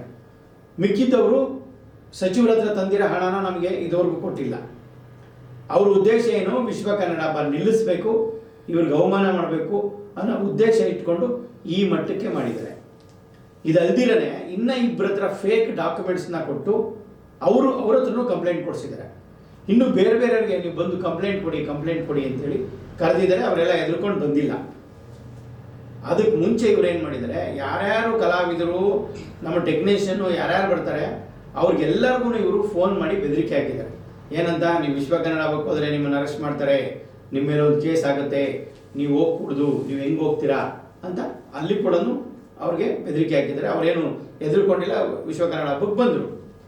ಇದು ಅಲ್ದಿರೇ ವಿಶ್ವ ಕನ್ನಡತಿ, ವಿಶ್ವ ಕನ್ನಡಿಗ ಅಂತೇಳಿ ನಾವೊಂದು ಪ್ರಶಸ್ತಿ ಕೊಡ್ತೀವಿ, ಒಂದು ಒಂದು ಪ್ರೋಗ್ರಾಮ್ ಆಗುತ್ತೆ. ಅದೇನಂದರೆ ಒಂದು ಫ್ಯಾಷನ್ ಶೋ ಥರ ಒಂದು ಪ್ರೋಗ್ರಾಮ್ ಆಗುತ್ತೆ. ಆ ಹುಡುಗರು ಇನ್ನೂ ಚಿಕ್ಕ ಹುಡುಗರು ಪಾಪ ಏನೋ ಜೀವನದಲ್ಲಿ ಬೆಳಿಬೇಕು ಅಂತ ಹೇಳೋರು ಅವರು ಒಂದು ಆಡಿಟೋರಿಯಂ ತಗೊಂಡು ಅಲ್ಲಿ ಇದ್ರ ಬಗ್ಗೆ ಒಂದು ಆಡಿಷನ್ ಮಾಡಿಸಿ ಒಂದು ಪೋಸ್ಟರ್ ಬಿಡುಗಡೆ ಕೂಡ ಮಾಡಿ ಅವ್ರಿಗೆಲ್ಲ ಮಾಡಿ ತಯಾರಾಗಿದ್ದಾರೆ. ಅವರೊಂದು 20 ಜನ ತಯಾರಾಗಿದ್ದಾರೆ ಎಲ್ಲರೂ. ಅವ್ರಿಗೆ ಫೋನ್ ಮಾಡಿ, ಇದು ವಿಶ್ವ ಕನ್ನಡತಿ ನಮ್ಮದು, ನಮ್ಮ ಟೈಟ್ಲು ನೀವು ಹೆಂಗೆ ನೀವು ಮಾಡ್ತೀರಾ, ವಿಶ್ವ ಕನ್ನಡಿಗ ನಮ್ಮ ಟೈಟ್ಲು ನೀವು ಹೋಗಂಗೆ ಇಲ್ಲ, ನಿಮ್ಮ ಮೇಲೆ ಕೇಸ್ ಆಗುತ್ತೆ ಅಂತ ಅವ್ರಿಗೆ ಎದುರಿಸ್ಬಿಟ್ಟು ಅವರು ಪಾಪ ಬರ್ದಾಗೆ ಮಾಡಾಕ್ಬಿಟ್ರು. ಟೋಟಲಿ ಏನಂದರೆ ವಿಶ್ವ ಕನ್ನಡ ಹಬ್ಬನ ನಿಲ್ಲಿಸ್ಬೇಕು ಅನ್ನೋ ಉದ್ದೇಶಕ್ಕೋಸ್ಕರ. ಹಾಗಾಗಿ ಇದು ಹೇಗಾಗಿದೆ ಅಂತಂದರೆ ಇಷ್ಟು ಮಾಡಿದ್ದಲ್ದಿರೇ ನನ್ನ ಎಲ್ಲ ಚಾನಲ್ಗಳಲ್ಲೂ, ಎಲ್ಲ ಪ್ರಿಂಟ್ ಮೀಡಿಯಾ, ಎಲೆಕ್ಟ್ರಾನಿಕ್ ಮೀಡಿಯಾ ಎಲ್ಲ ಕಡೆನೂ ನನ್ನ ಹೀನಾಮಾನವಾಗಿ ನನ್ನ ಬಗ್ಗೆ ಕೆಟ್ಟದಾಗಿ ಬರೆಸಿದ್ದಾರೆ. ಇದು ಇವತ್ತು ನಾನು ಇಷ್ಟು ವರ್ಷ, ನನಗೆ 57 ವರ್ಷ, 57 ವರ್ಷದ ಇತಿಹಾಸದಲ್ಲಿ ನಾನು ಹೊರಗಡೆ ತಲೆ ಎತ್ಕೊಂಡು ತಿರುಗದಾಗೆ ನನ್ನನ್ನು ಮಾಡಿಕ್ಕಿದ್ದಾರೆ. ಆದರೆ ನಾನು ಇಷ್ಟು ದಿನ ತಲೆ ತಗ್ಗಿಸೇ ನಡ್ಕೊಳ್ತಾ ಇದ್ದೆ ಭಯ ಭಕ್ತಿಯಿಂದ. ಇಂಥವ್ರಿಗೆ ನಾನು ಖಂಡಿತ ಎದುರಲ್ಲ, ತಲೆ ಎತ್ತು ನಿಂತ್ಕೊತೀನಿ. ಇದ್ರ ಬಗ್ಗೆ ಕಾನೂನು ಹೋರಾಟನ ಮಾಡ್ತೀನಿ. ಇದರಲ್ಲಿ ನನಗೆ ನ್ಯಾಯ ಖಂಡಿತ ಸಿಗುತ್ತೆ ಅನ್ನೋ ನಂಬಿಕೆ ಇದೆ. ನಾನು ತಪ್ಪು ಮಾಡಿಲ್ಲ. ಇದು ದೀನಾ ಅವರು ಅಂತ ಹೇಳಿದ್ರಿ, ಅವರು 2 ಸಲ ಏನಿದೆ ದುಬೈ ಇರ್ಬೋದು, ಸಿಂಗಾಪುರ್ ಅಲ್ಲಿ ಇರ್ಬೋದು, ಆ ಪ್ರೋಗ್ರಾಮ್ಗೆ ಇದ್ ಮಾಡ್ತಾರೆ. ಅವ್ರಿಗೆ ಏನಂದ್ರೆ ಸನ್ಮಾನ ಮಾಡ್ಬೇಕು, ಅವ್ರಿಗೆ ಒಂದಷ್ಟು ಗೌರವಗಳನ್ನ ಕೊಡ್ಬೇಕು, ಅದಕ್ಕೆ ಅವ್ರು ಅದ್ ಮಾಡಿದ್ರು ಅಂತ. ಅವರು ಈ ಟೈಮ್ ನಲ್ಲಿ ನಿಮ್ಗೆ ಯಾವ್ದೇ ತರ ಅಂದ್ರೆ ಯಾವ್ದಾದ್ರು ಪೋಸ್ಟಿಂಗ್ ಕೇಳಿದ್ರ ಅಥವಾ ಏನಾದ್ರು ವೈಯಕ್ತಿಕ ದ್ವೇಷ ಇತ್ತ ನಿಮ್ ಮೇಲೆ, ಅದಕ್ಕೆ ಏನಾದ್ರು ಹೀಗ್ ಮಾಡಿದ್ರ? ಈಗ ನಮ್ಮಲ್ಲಿ ನೋಡಿ ಕೆಲಸ ಮಾಡಕ್ ಬರ್ತೀನಿ ಅಂತಂದ್ರೆ ಯಾವ ಪೋಸ್ಟ್ ಬೇಕಾದ್ರೂ ಕೊಡ್ತೀವಿ. ನನ್ನ ಪೋಸ್ಟೇ ಬಿಟ್ಕೊಟ್ಬಿಡ್ತೀವಿ. ಪೋಸ್ಟಿಂಗ್ ಕೊಡೋದ್ರಲ್ಲಿ ಏನು, ಕೆಲಸ ಮಾಡೋದಕ್ಕೆ ಪೋಸ್ಟಿಂಗ್ ಕೊಡೋದಕ್ಕೆ ಏನೇನು ಕೊರತೆ ಇಲ್ಲ. ನಾನು ಹೇಳ್ತೀನಲ್ವಾ, ನನ್ನ ಪೋಸ್ಟ್ನೇ ಬಿಟ್ಕೊಟ್ಬಿಡ್ತೀನಿ. ಇನ್ನೇನು ಬೇಕು ಪೋಸ್ಟು? ಇವೆಲ್ಲ ಪೋಸ್ಟ್ ಕೊಡಬೇಕು ಅನ್ನೋ ಉದ್ದೇಶ ಅಲ್ವಾ. ಪೋಸ್ಟ್ ಕೊಟ್ಟಿಲ್ಲ ಅಂತ ಸುಳ್ಳನ್ನ ಹೇಳ್ಕೊಂಡಿದ್ದಾರೆ, ಆಯ್ತಾ. ಪೋಸ್ಟ್ ಕೊಟ್ಟಿಲ್ಲ ಅನ್ನೋ ಉದ್ದೇಶ ಅಲ್ವೇ ಅಲ್ಲ. ನಂದು ನಡಿಬೇಕು, ಶಿವಕುಮಾರ್ ಕೆಳಗೆ ಬೀಳಬೇಕು, ಬಂದು ನನ್ನ ಕಾಲು ಕಟ್ಕೋಬೇಕು. ಇದು ವೈಯಕ್ತಿಕ ದ್ವೇಷ ಏನು ಸರ್? ವೈಯಕ್ತಿಕ ದ್ವೇಷ ಏನು ಅಂತಂದ್ರೆ 3ನೇ ವಿಶ್ವ ಕನ್ನಡ ಬಗ್ಗೆ ಇನ್ವಾಲ್ವ್ ಮಾಡ್ಕೊಂಡಿಲ್ಲ. ಆಮೇಲೆ ಇವರ ಒಂದು ಉಡುಗೆ ತೊಡುಗೆಗಳು ಬಗ್ಗೆ ನಾವು ಆಲ್ರೆಡಿ ಅವ್ರಿಗೆ ಮನವರಿಕೆ ಮಾಡಿತ್ತು. ಅಮ್ಮ, ವಿಶ್ವ ಕನ್ನಡತಿ ಕೊಡಬೇಕು ಅಂತಂದ್ರೆ ತಾವು ಒಂದು ಭುವನೇಶ್ವರಿ ತಾಯಿ ರೂಪದಲ್ಲಿ ನೀವು ಬರಬೇಕು. ಒಂದು ವಸ್ತ್ರನ ಬಹಳ ವಿಶೇಷವಾಗಿ ಸಾರಿ ಹಾಕೊಂಡು ಬರಬೇಕು, ಬಹಳ ಗೌರವಯುತವಾಗಿ ಬರಬೇಕು ಅಂತ ನಾವು ಅವ್ರಿಗೆ ಕೈ ಮುಗಿದು ಹೇಳಿದ್ದೆ. ನಾನು ಸರ್ ನೋಡಿ ಸರ್, ನಾನು ಹೆಂಗ್ ಬರ್ತೀನಿ ಅಂತ ಹೇಳ್ಬಿಟ್ಟು ತಾವೇ ನೋಡಿ ಹೆಂಗ್ ಬಂದಿದ್ದಾರೆ ಅಂದ್ರೆ ಇಡೀ ಸಿಂಗಾಪುರ್ ಜನ ನಮ್ಮನ್ನ ಕ್ಯಾಕರ್ಸ್ ಮಕ್ಕೋಗ್ದಿದ್ದಾರೆ. ಇಂಥವ್ರಿಗೆ ನೀವು ವಿಶ್ವ ಕನ್ನಡತಿನ ಕೊಡ್ತಿದ್ದೀರಲ್ಲ, ನಿಮಗೆ ಬುದ್ಧಿ ಇಲ್ವಾ ಅಂತ. ನಾವು ಹೇಳೋದು, ನಾವು ಈ ರೀತಿ ರೂಪದಲ್ಲಿ ಬರ್ತೀವಿ ಅಂತಂದ್ರೆ ಖಂಡಿತ ಅಲ್ಲ. ಅವರು ವಜ್ರ ವೈಡ್ಯೂರಿ ಅಲ್ಲ, ಏನು ಕೊಡ್ತೀವಿ ಅಂದ್ರೂ ನಾವು ಕೊಡ್ತಿರ್ಲಿಲ್ಲ. ಅವ್ರು ಹೇಳಿದ ಪ್ರಾಮಿಸ್ ಏನು ಅಂತಂದ್ರೆ, ಸರ್ ನನಗೆ ಗೊತ್ತಿಲ್ವಾ ಸರ್, ನೋಡಿ ಸರ್ ಹೆಂಗ್ ಬರ್ತೀನಿ ಅಂತ. ಅವರು ಬಂದಿದ್ದು ನೋಡಿ ಇಡೀ ಸಿಂಗಾಪುರ್ ಜನ ಬೆಚ್ಚಿ ಬಿದ್ದುಬಿಟ್ರು. ಅದು ಅಲ್ದಿರನೇ ಅವಾಗ ಕನ್ನಡ ಕಾರ್ಯಕ್ರಮ ಆದಮೇಲೇನೂ ಕೂಡ ನಾನು ಹೇಳಿದೆ, ಅಮ್ಮ ಏನಮ್ಮ, ಅವರು ಬಂದಾಗೂ ಕೂಡ ನಾನು ಇನ್ನೊಬ್ಬರನ್ನ ಕರೆದು ದಯವಿಟ್ಟು ಒಂದು ಸ್ವಲ್ಪ ಅವ್ರನ್ನ ಹಿಂದೆ ಕರ್ಕೊಂಡೋಗಿ ಸ್ವಲ್ಪ ಬೇರೆ ಸ್ವಲ್ಪ ಏನು ಬದಲಾವಣೆ ಮಾಡೋಕ್ಕಾಗತ್ತಾ ಮಾಡಿ ಅಂತಂದರು. ಸ್ವಲ್ಪ ಬದಲಾವಣೆ ಮಾಡಿದ್ರು. ಆ ಬದಲಾವಣೆಯಲ್ಲಿ ಅಷ್ಟೊಂದು ಇದು ಮಾಡೋಕ್ಕಾಗಲಿಲ್ಲ. ನಾನು ಹೇಳಿದೆ, ಏನಮ್ಮ ನೀವು ನಾನು ಹೇಳಿದ್ದೇನು ಅಂತ. ಆ ಅಮ್ಮ ಕೆಂಡಮಂಡಲ ಆಗ್ಬಿಟ್ರು. ಭಾಳ ಹೊಲಗೇರು ಭಾಷೆಗಳನ್ನೆಲ್ಲ ಉಪಯೋಗಿಸಿ ಮಾತಾಡಿದ್ರು. ಅಲ್ಲಮ್ಮ, ನಾನು ಬೇಜಾರಾಗ್ಬಿಡಿ, ಯಾಕಂದರೆ ನಾವು 4 ಜನ ಏನು ಹೇಳ್ತಾರೆ ಅದ್ರ ಪ್ರಕಾರ ನಾವು ಇರಬೇಕಾಗತ್ತೆ. ನಮ್ಮ ಕನ್ನಡ, ನಮ್ಮ ಕಲ್ಚರು ಏನಿದೆ ಅದ್ರ ಪ್ರಕಾರ ನಡ್ಕೋಬೇಕಾಗತ್ತೆ. ಇದು ನಮ್ಮ 4 ಗೋಡೆ ಮಧ್ಯೆ ನಾವು ಹೇಗಿದ್ರು ಯಾರೇನು ಕೇಳಲ್ಲ. ಆದರೆ ಒಂದು ಸಭೆ, ಒಂದು ಕಾರ್ಯಕ್ರಮ, ಒಂದು ಕನ್ನಡದ ಕಾರ್ಯಕ್ರಮ ಅಂದಾಗ ಅದಕ್ಕೊಂದು ಪದ್ಧತಿ ಇರುತ್ತೆ. ಆ ಪದ್ಧತಿ ಇಲ್ಲದ್ರೆ ನಾವು ನಡ್ಕೊಳಕ್ಕಾಗಲ್ಲ. ಅದು ನೀವು ತಪ್ಪು ಮಾಡಿದ್ರಿ ಅಂತಂದಾಗ ಅವರಿಗೆ ಕೋಪ ಬಂತು. ಮತ್ತು ನಾವು 3ನೇ ವಿಶ್ವ ಕನ್ನಡ ಹಬ್ಬಕ್ಕೆ ಇವರ ಒಂದು ನಡವಳಿಕೆಗಳು, ಇವರೆಲ್ಲ ಅಲ್ಲಿಂದ ಇಲ್ಲಿಗೆ ತಂದಿಕ್ಕೋದು, ಇಲ್ಲಿಂದ ಅಲ್ಲಿಗೆ ತಂದಿಕ್ಕೋದು, ಒಂದು ಟೀಮ್ನೇ ಹೊಡೆಯುವಂಥ ಕೆಲಸಗಳನ್ನ ಮಾಡೋಕ್ಕೆ ಶುರು ಮಾಡಿದಾಗ ನಾವೇನು ಮಾಡಿದ್ವು, ಅವ್ರನ್ನ ಅವಾಯ್ಡ್ ಮಾಡೋಕ್ಕೆ ಶುರು ಮಾಡಿದ್ರು. ಅವ್ರು ಕೇಳಿದ್ರು, ಏನು ಸರ್ ನಮ್ಮನ್ನು ಸೇರಿಸ್ಕೊಳ್ಳಲ್ವಾ ಅಂತ. ಖಂಡಿತ ಸೇರಿಸ್ಕೋತೀವಿ, ನಾವು ಬರ್ತೀವಿ, ಅವಾಗ ಕರಿತೀವಿ ಅಂತ. ನಮ್ಮ ಉದ್ದೇಶ ಖಂಡಿತ ಅವ್ರ ಕೊನೆ ಮೂಮೆಂಟಲ್ಲಿ ಒಂದು 15 ಇದ್ದಾಗ ಹೋಗಿ ಅವ್ರಿಗೆ ಇನ್ವಿಟೇಷನ್ ಕೊಟ್ಟು ಅವ್ರನ್ನ ರಿಕ್ವೆಸ್ಟ್ ಮಾಡ್ಕೊಂಡು ಬನ್ನಿಮ್ಮ ಅಂತ ನಾವು ಕರ್ಕೊಂಡು ಬರ್ತಾಯಿತ್ತು. ಆದರೆ ಇಷ್ಟೆಲ್ಲ ಮಾಡಿ ನನ್ನನ್ನು ಅರೆಸ್ಟ್ ಮಾಡಿ ಒಂದು ಟೆರರಿಸ್ಟ್ ಥರ ನನ್ನನ್ನು ಇದು ಮಾಡಿದ್ರು. ಬರೀ ದುಡ್ಡಿನ ಒಂದೇ, ಈಗ ದುಡ್ಡಿನ ವಿಚಾರ ಒಂದೇ ಆದರೆ ಯಾರೋ ಒಂದು ಇಬ್ಬರನ್ನ ಕೊಂಡಿಸ್ಬಿಟ್ಟು ನೋಡಿ ಸರ್ ನಮಗೆ ದುಡ್ಡು ಕೊಡಬೇಕಾಗಿದೆ, ನಮ್ಮದು ಇದು ಸರಿ ಮಾಡಿಸಿ ಅಂದಿದ್ರೆ ನಾವು ಹೇಳ್ತಾ ಇದ್ದೋ, ಅಮ್ಮ ನೀನು ಇದನ್ನು ತಂದಿದ್ಯಾ, ಏನು ಸ್ಪಾನ್ಸರ್ಶಿಪ್ ತಂದಿದ್ಯಾ ಮಿನಿಸ್ಟರ್ ಹತ್ರ, 15 ಲಕ್ಷ ತಂದಿದ್ಯಾ, ಅದೇನಾಯ್ತಮ್ಮ ಅದನ್ನು ಕೊಡಮ್ಮ ಅಂತ ಕೇಳ್ತಾ ಇದ್ದೋ. ಇವ್ರು ಒಂದು ದಿವಸನೂ ನಮ್ಮ ಕಚೇರಿಗೆ ಬಂದಿಲ್ಲ, ಯಾವತ್ತೂ ನಮ್ಮ ಹತ್ರ ಫೋನಲ್ಲಿ ಮಾತಾಡಿ ಗಲಾಟೆ ಮಾಡಿಲ್ಲ, ಮತ್ತೊಂದು ಮಾಡಿಲ್ಲ. ಇವರೇನು ರಿಕ್ವೆಸ್ಟ್ ಮಾಡ್ಕೊಂತವ್ರೆ ಅಂದರೆ ನನಗೆ ಸರ್ಕಾರದಿಂದ ಸ್ವಲ್ಪ ಅಮೌಂಟ್ನ ರಿಲೀಸ್ ಆಗಿದ್ದನ್ನ ನಾನು ಇಂಪ್ಲೈಸ್ ಮಾಡಿಸಿದ್ದೀನಿ, ನನಗೆ ಕಮಿಷನ್ ಕೊಡಿ ಅಂತ. ನಾನೇನು ಮಾಡ್ತಾ ಇದ್ದೀನಿ, ಇವೆಲ್ಲ ಒಂದು ಲೆವೆಲಿಗೆ ಬರಲಿ ಕುಂತ್ಕೊಂಡು ಮಾತಾಡೋಣ ಅಂದ್ಬಿಟ್ಟು, ಆಯ್ತಮ್ಮ ಅದೇನೋ ಆಯ್ತಮ್ಮ ಸ್ವಲ್ಪ ಬರಲಿ ಇರಿಮಾ ಅಂತ ನಾನು ಹಿಂಗೆ ಮೆಸೇಜ್ ಕಳಿಸ್ತಾ ಇದ್ದೀನಿ. ಈ ಮೆಸೇಜ್ನ ಏನು ಮಾಡಿದ್ದಾರೆ ಅವರು ಪೊಲೀಸ್ ಸ್ಟೇಷನಿಗೆ ಕೊಟ್ಟಿದ್ದಾರೆ. ಏನಂತ ನೋಡಿ, ಅವರೇ ಹೇಳಿದ್ದಾರೆ ಪ್ರತಿಯೊಂದೂ ಅದನ್ನ ಮೆಸೇಜ್ಗಳನ್ನ ಇಟ್ಕೊಂಡು ನನ್ನ ಮೇಲೆ ಗೂಬೆ ಕುಣಿಸಿದ್ದಾರೆ. ಅಷ್ಟು ಅಲ್ದಿರನೆ ಸಚಿವರ ಹತ್ರ ಹೋಗ್ಬಿಟ್ಟು ಇವ್ರು ಕೇಳ್ತಾರೆ ನನಗೆ ಏನಂತ, ಸರ್ ಅಲ್ಲಿ 10 ಲಕ್ಷ ಬಂತು, ಇಲ್ಲಿ 10 ಲಕ್ಷ ಬಂತು, ಇಲ್ಲಿ ಅವ್ರು ಕೊಟ್ಟರು ಇವ್ರು ಕೊಟ್ಟರು ಅಂತಾರೆ. ಅದು ಕೊಟ್ಟಿರೋದು ಯಾರು ಅಂತಂದ್ರೆ, ಈಗ ನಿಮ್ಮ ಮನೆಯಲ್ಲಿ ಒಂದು 10 ಜನ ಕಾರ್ಯಕ್ರಮಕ್ಕೆ ಬರ್ತೀರಾ ಅನ್ಕೊಳ್ಳಿ, ನೀವು 10 ಜನ ನನಗೆ ಎಷ್ಟು ಕೊಡ್ತೀರಾ ದುಡ್ಡು? ಒಬ್ರಿಗೆ 1 ಲಕ್ಷ ಅಂದ್ರೆ ಎಷ್ಟು ಕೊಡ್ತೀರಾ? 10 ಲಕ್ಷ ಕೊಡ್ತೀರಾ ಅಲ್ವಾ? ಇನ್ನೊಬ್ರು ಬರ್ತಾರೆ, ಅವರೊಂದು 5 ಜನ, ಅವರೊಂದು 5 ಲಕ್ಷ ಕೊಡ್ತಾರೆ. ಅಲ್ಲಿ 5 ಲಕ್ಷ, ಅವ್ರು 10 ಲಕ್ಷ, 2 ಲಕ್ಷ, 1 ಲಕ್ಷ, ಇವೆಲ್ಲ ಒಂದು ಅಕೌಂಟಿಗೆ ಬಂದು ಬೀಳುತ್ತೆ. ಇದನ್ನೆಲ್ಲ ಪೊಲೀಸ್ನವ್ರಿಗೆ ತೋರಿಸ್ತಾರೆ, ಎಲ್ಲರಿಗೂ ತೋರಿಸ್ತಾರೆ, ನೋಡಿ ಎಷ್ಟು ಕೋಟ್ಯಾಂತರ ರೂಪಾಯಿ ದುಡ್ಡು ಬಂದು ಬಿದ್ದುಬಿಟ್ಟಿದೆ ಅಂತ. ಆ ದುಡ್ಡನ್ನ ನಾವೇನು ಇಟ್ಕೊಂಡಿರಲ್ಲ, ಆ ದುಡ್ಡನ್ನ ಟ್ರಾವೆಲ್ಸ್ನವ್ರಿಗೆ ಟ್ರಾನ್ಸ್ಫರ್ ಮಾಡ್ತಿದ್ವಿ, ಅದು ಅಕೌಂಟಲ್ಲಿದೆ. ಇದು ಟ್ರಸ್ಟ್ಗೆ ಸಂಬಂಧಪಟ್ಟಿದ್ದು, ಇದನ್ನ ಕೇಳೋದಕ್ಕೆ ಇವ್ರಿಗೆ ಯಾರಿಗೂ ಅಧಿಕಾರ ಇಲ್ಲ. ಆಯ್ತಾ? ಇಲ್ಲ ಕೇಳಿ ಪರವಾಗಿಲ್ಲ, ನಾನು ಏನು ಬೇಕಾದ್ರೂ ಅದಕ್ಕೆ ಆನ್ಸರ್ ಕೊಡ್ತೀನಿ. ಇದನ್ನೆಲ್ಲ ತಗೊಂಡೋಗ್ಬಿಟ್ಟು ಸಚಿವರ ಮುಂದೆ ಇಡ್ತಾರೆ. ಇಟ್ಬಿಟ್ಟು ನೋಡಿ ಸಾರ್ ಎಷ್ಟು ಕಲೆಕ್ಷನ್ ಆಗಿದೆ ಸಾರ್ ಅಂತ ನನಗೆ ಹೇಳ್ತಾರೆ. ಅಲ್ಲಿಂದ ಇಷ್ಟು 10 ಲಕ್ಷ, ಇಲ್ಲ 5 ಲಕ್ಷ ಹಿಂಗೆಲ್ಲ ಬಂತು ಅಂತ ನನಗೆ ಅವರು ಫೋನ್ ಮಾಡಿದಾಗ, ವಾಯ್ಸ್ ಮೆಸೇಜ್ ಕಳಿಸಿದಾಗ ನಾನೇನು ಹೇಳ್ತೀನಿ, ಕೋಪ ಬಂದು ಹೇಳ್ತೀನಿ ನಾನು, ಯಾವ ಬಳಿ ಮಗ ಕೊಟ್ಟನಮ್ಮ ಅಂತ. ಸಹಜ ಅಲ್ವಾ? ಯಾರು ಕೊಡ್ತಿರೇ ಅಷ್ಟೊಂದು ಇಷ್ಟೊಂದು ಬಂತು ಅಂತ ಎಲ್ಗಾರು ಕೋಪ ಬಂದೇ ಬರುತ್ತೆ. ಯಾವ ಬಳಿ ಮಗ ಕೊಟ್ಟಮ್ಮ ಅಂತ ವಾಯ್ಸ್ ಮೆಸೇಜ್ ಕಳಿಸ್ತೀನಿ. ಇವರೇ ಮಾಡ್ತಾರೆ, ಸಚಿವರ ಹತ್ರ ಹೋಗ್ಬಿಟ್ಟು ನೋಡಿ ಸರ್ ನಿಮ್ಗೆ ಎಂಥ ಮಾತಂತಾನೆ, ಗೋಳಿ ಮಗ ಅಂತಾನಲ್ಲ ಸರ್ ಅಂತ ಕೇಳಿಸ್ತಾರೆ. ಈಗ ಅವ್ರ ಪಾಪ ಎಲ್ಲವನ್ನೂ ಆಡಿಯೋ ಕೇಳಿಸ್ಕೊಂಡು ಕೂತ್ಕೊಂತಾರ. ಅವರು ಹೌದಾ ಹಿಂಗನ್ಬಿಟ್ಟು ನಾ ಶಿವಕುಮಾರ್ ಅಂತ ಹೇಳ್ಬಿಟ್ಟು ನಂಗೆ ಫೋನ್ ಮಾಡ್ತಾರೆ, ಏನ್ರಿ ಹಿಂಗೆಲ್ಲ ಬೈದಿದ್ರಂತೆ ಅಂತ. ಸರ್ ಒಂದೇ 1 ನಿಮಿಷ ಕುಣಿಸಿ ಸರ್, ನಾನು ಅಲ್ಲಿಗೆ ಬಂದ್ಬಿಡ್ತೀನಿ ಅಂತ ಹೇಳ್ಬಿಟ್ಟು ಸೀದಾ ಸಚಿವರ ಮನೆಗೆ ಹೋಗ್ತೀನಿ. ಹೋಗೋ ವರ್ಷದಲ್ಲಿ ಇವ್ರು ಇರಲ್ಲ, ಪತ್ತೆ ಎಲ್ಲ ಓಡಾಡ್ಬಿಟ್ಟಿರ್ತಾರೆ ಇನ್ನೊಂದು ಕಡೆ. ನಾನು ಕೂತ್ಕೊತೀನಿ ಸಚಿವರ ಹತ್ರ, ಸರ್ ದಯವಿಟ್ಟು ಕರೆಸಿ ಅವ್ರನ್ನ, ಇದು ಇತ್ಯರ್ಥ ಆಗಬೇಕು ನೋಡಿ, ಈ ರೀತಿ ಎಲ್ಲ ಸುಳ್ಳಾರೋಪ ಮಾಡಬಾರ್ದು ಅಂತ. ಕರೆಸ್ದಾಗ ಏನೋ ನಿಮ್ಮದು ಅಂತಾಗ ನಾನು ಹೇಳ್ತೀನಿ, ನೋಡಿ ಸರ್ 3ನೇ ವಿಶ್ವ ಕನ್ನಡ ಹಬ್ಬಕ್ಕೆ ಇವ್ರನ್ನ ತಗೊಂಡಿಲ್ಲ ಅನ್ನೋದು ಒಂದು ಆರೋಪ. ಕಳೆದ ಬಾರಿ ಕಾರ್ಯಕ್ರಮದ್ದು 1 ರೂಪಾಯಿ ಕೊಟ್ಟಿಲ್ಲ ಅವರು ನಮಗೆ. ಟಿಕೆಟು, ಅಕಾಮಿಡೇಷನ್ನು, ಇವರಿಗೆ ಫೋಟೋಶೂಟ್ ಮಾಡಿದ್ದು, ನಮ್ಮ ಸ್ಮರಣ ಸಂಚಿಕೆ ಬುಕ್ಕಲ್ಲಿ ಇದನ್ನ 2 ಪೇಜ್ ಜಾಹೀರಾತು ಹಾಕಿರುವಂಥದ್ದು, ಮತ್ತು ಇವರು ನಮ್ಮ ವಿಶ್ವ ಕನ್ನಡ ಹಬ್ಬಕ್ಕೆ ನಾವು ದೇಣಿಗೆ ಕೊಡ್ತೀನಿ ಅಂತ ಹೇಳಿದ್ದು ಯಾವುದು ಕೊಟ್ಟಿಲ್ಲ. ಈಗ ಇವರು ನಾವು ಕೊಡಬೇಕು ಅಂತಾರೆ. ನೋಡಿ ನನಗೆ ಅವ್ರು ಕೊಟ್ಟಿರೋದಕ್ಕೆ ನಾನು ವಾಪಸ್ ಕೊಟ್ಟಿರೋದು ಇಲ್ಲಿ ದಾಖಲೆ ಇದೆ, ತೋರಿಸ್ತೇನೆ ನಾನು.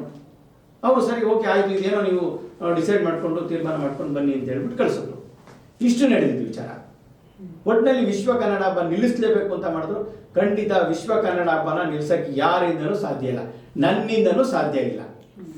ಈಗ ನಾನು ಇಲ್ಲವೇ ಇಲ್ಲ, ಕಾರ್ಯಕ್ರಮ ನಡೀಲಿಲ್ವಾ? ಶಿವಕುಮಾರ್ ನಾಗರ ನವಿಲೆ ಅಂದ್ರೆ ಒಂದಷ್ಟು ಕನ್ನಡ ನಾಡು ನುಡಿ ಅನ್ನೋ ವಿಚಾರದಲ್ಲಿ ಒಂದಷ್ಟು ಸಾಕಷ್ಟು ಹೆಸರುಗಳನ್ನ ಸಂಪಾದನೆ ಮಾಡಿರ್ತೀರಾ, ಹಾಗೆ ಸಾಕಷ್ಟು ಜನಗಳನ್ನ ಸಂಪಾದನೆ ಮಾಡಿರ್ತೀರಾ.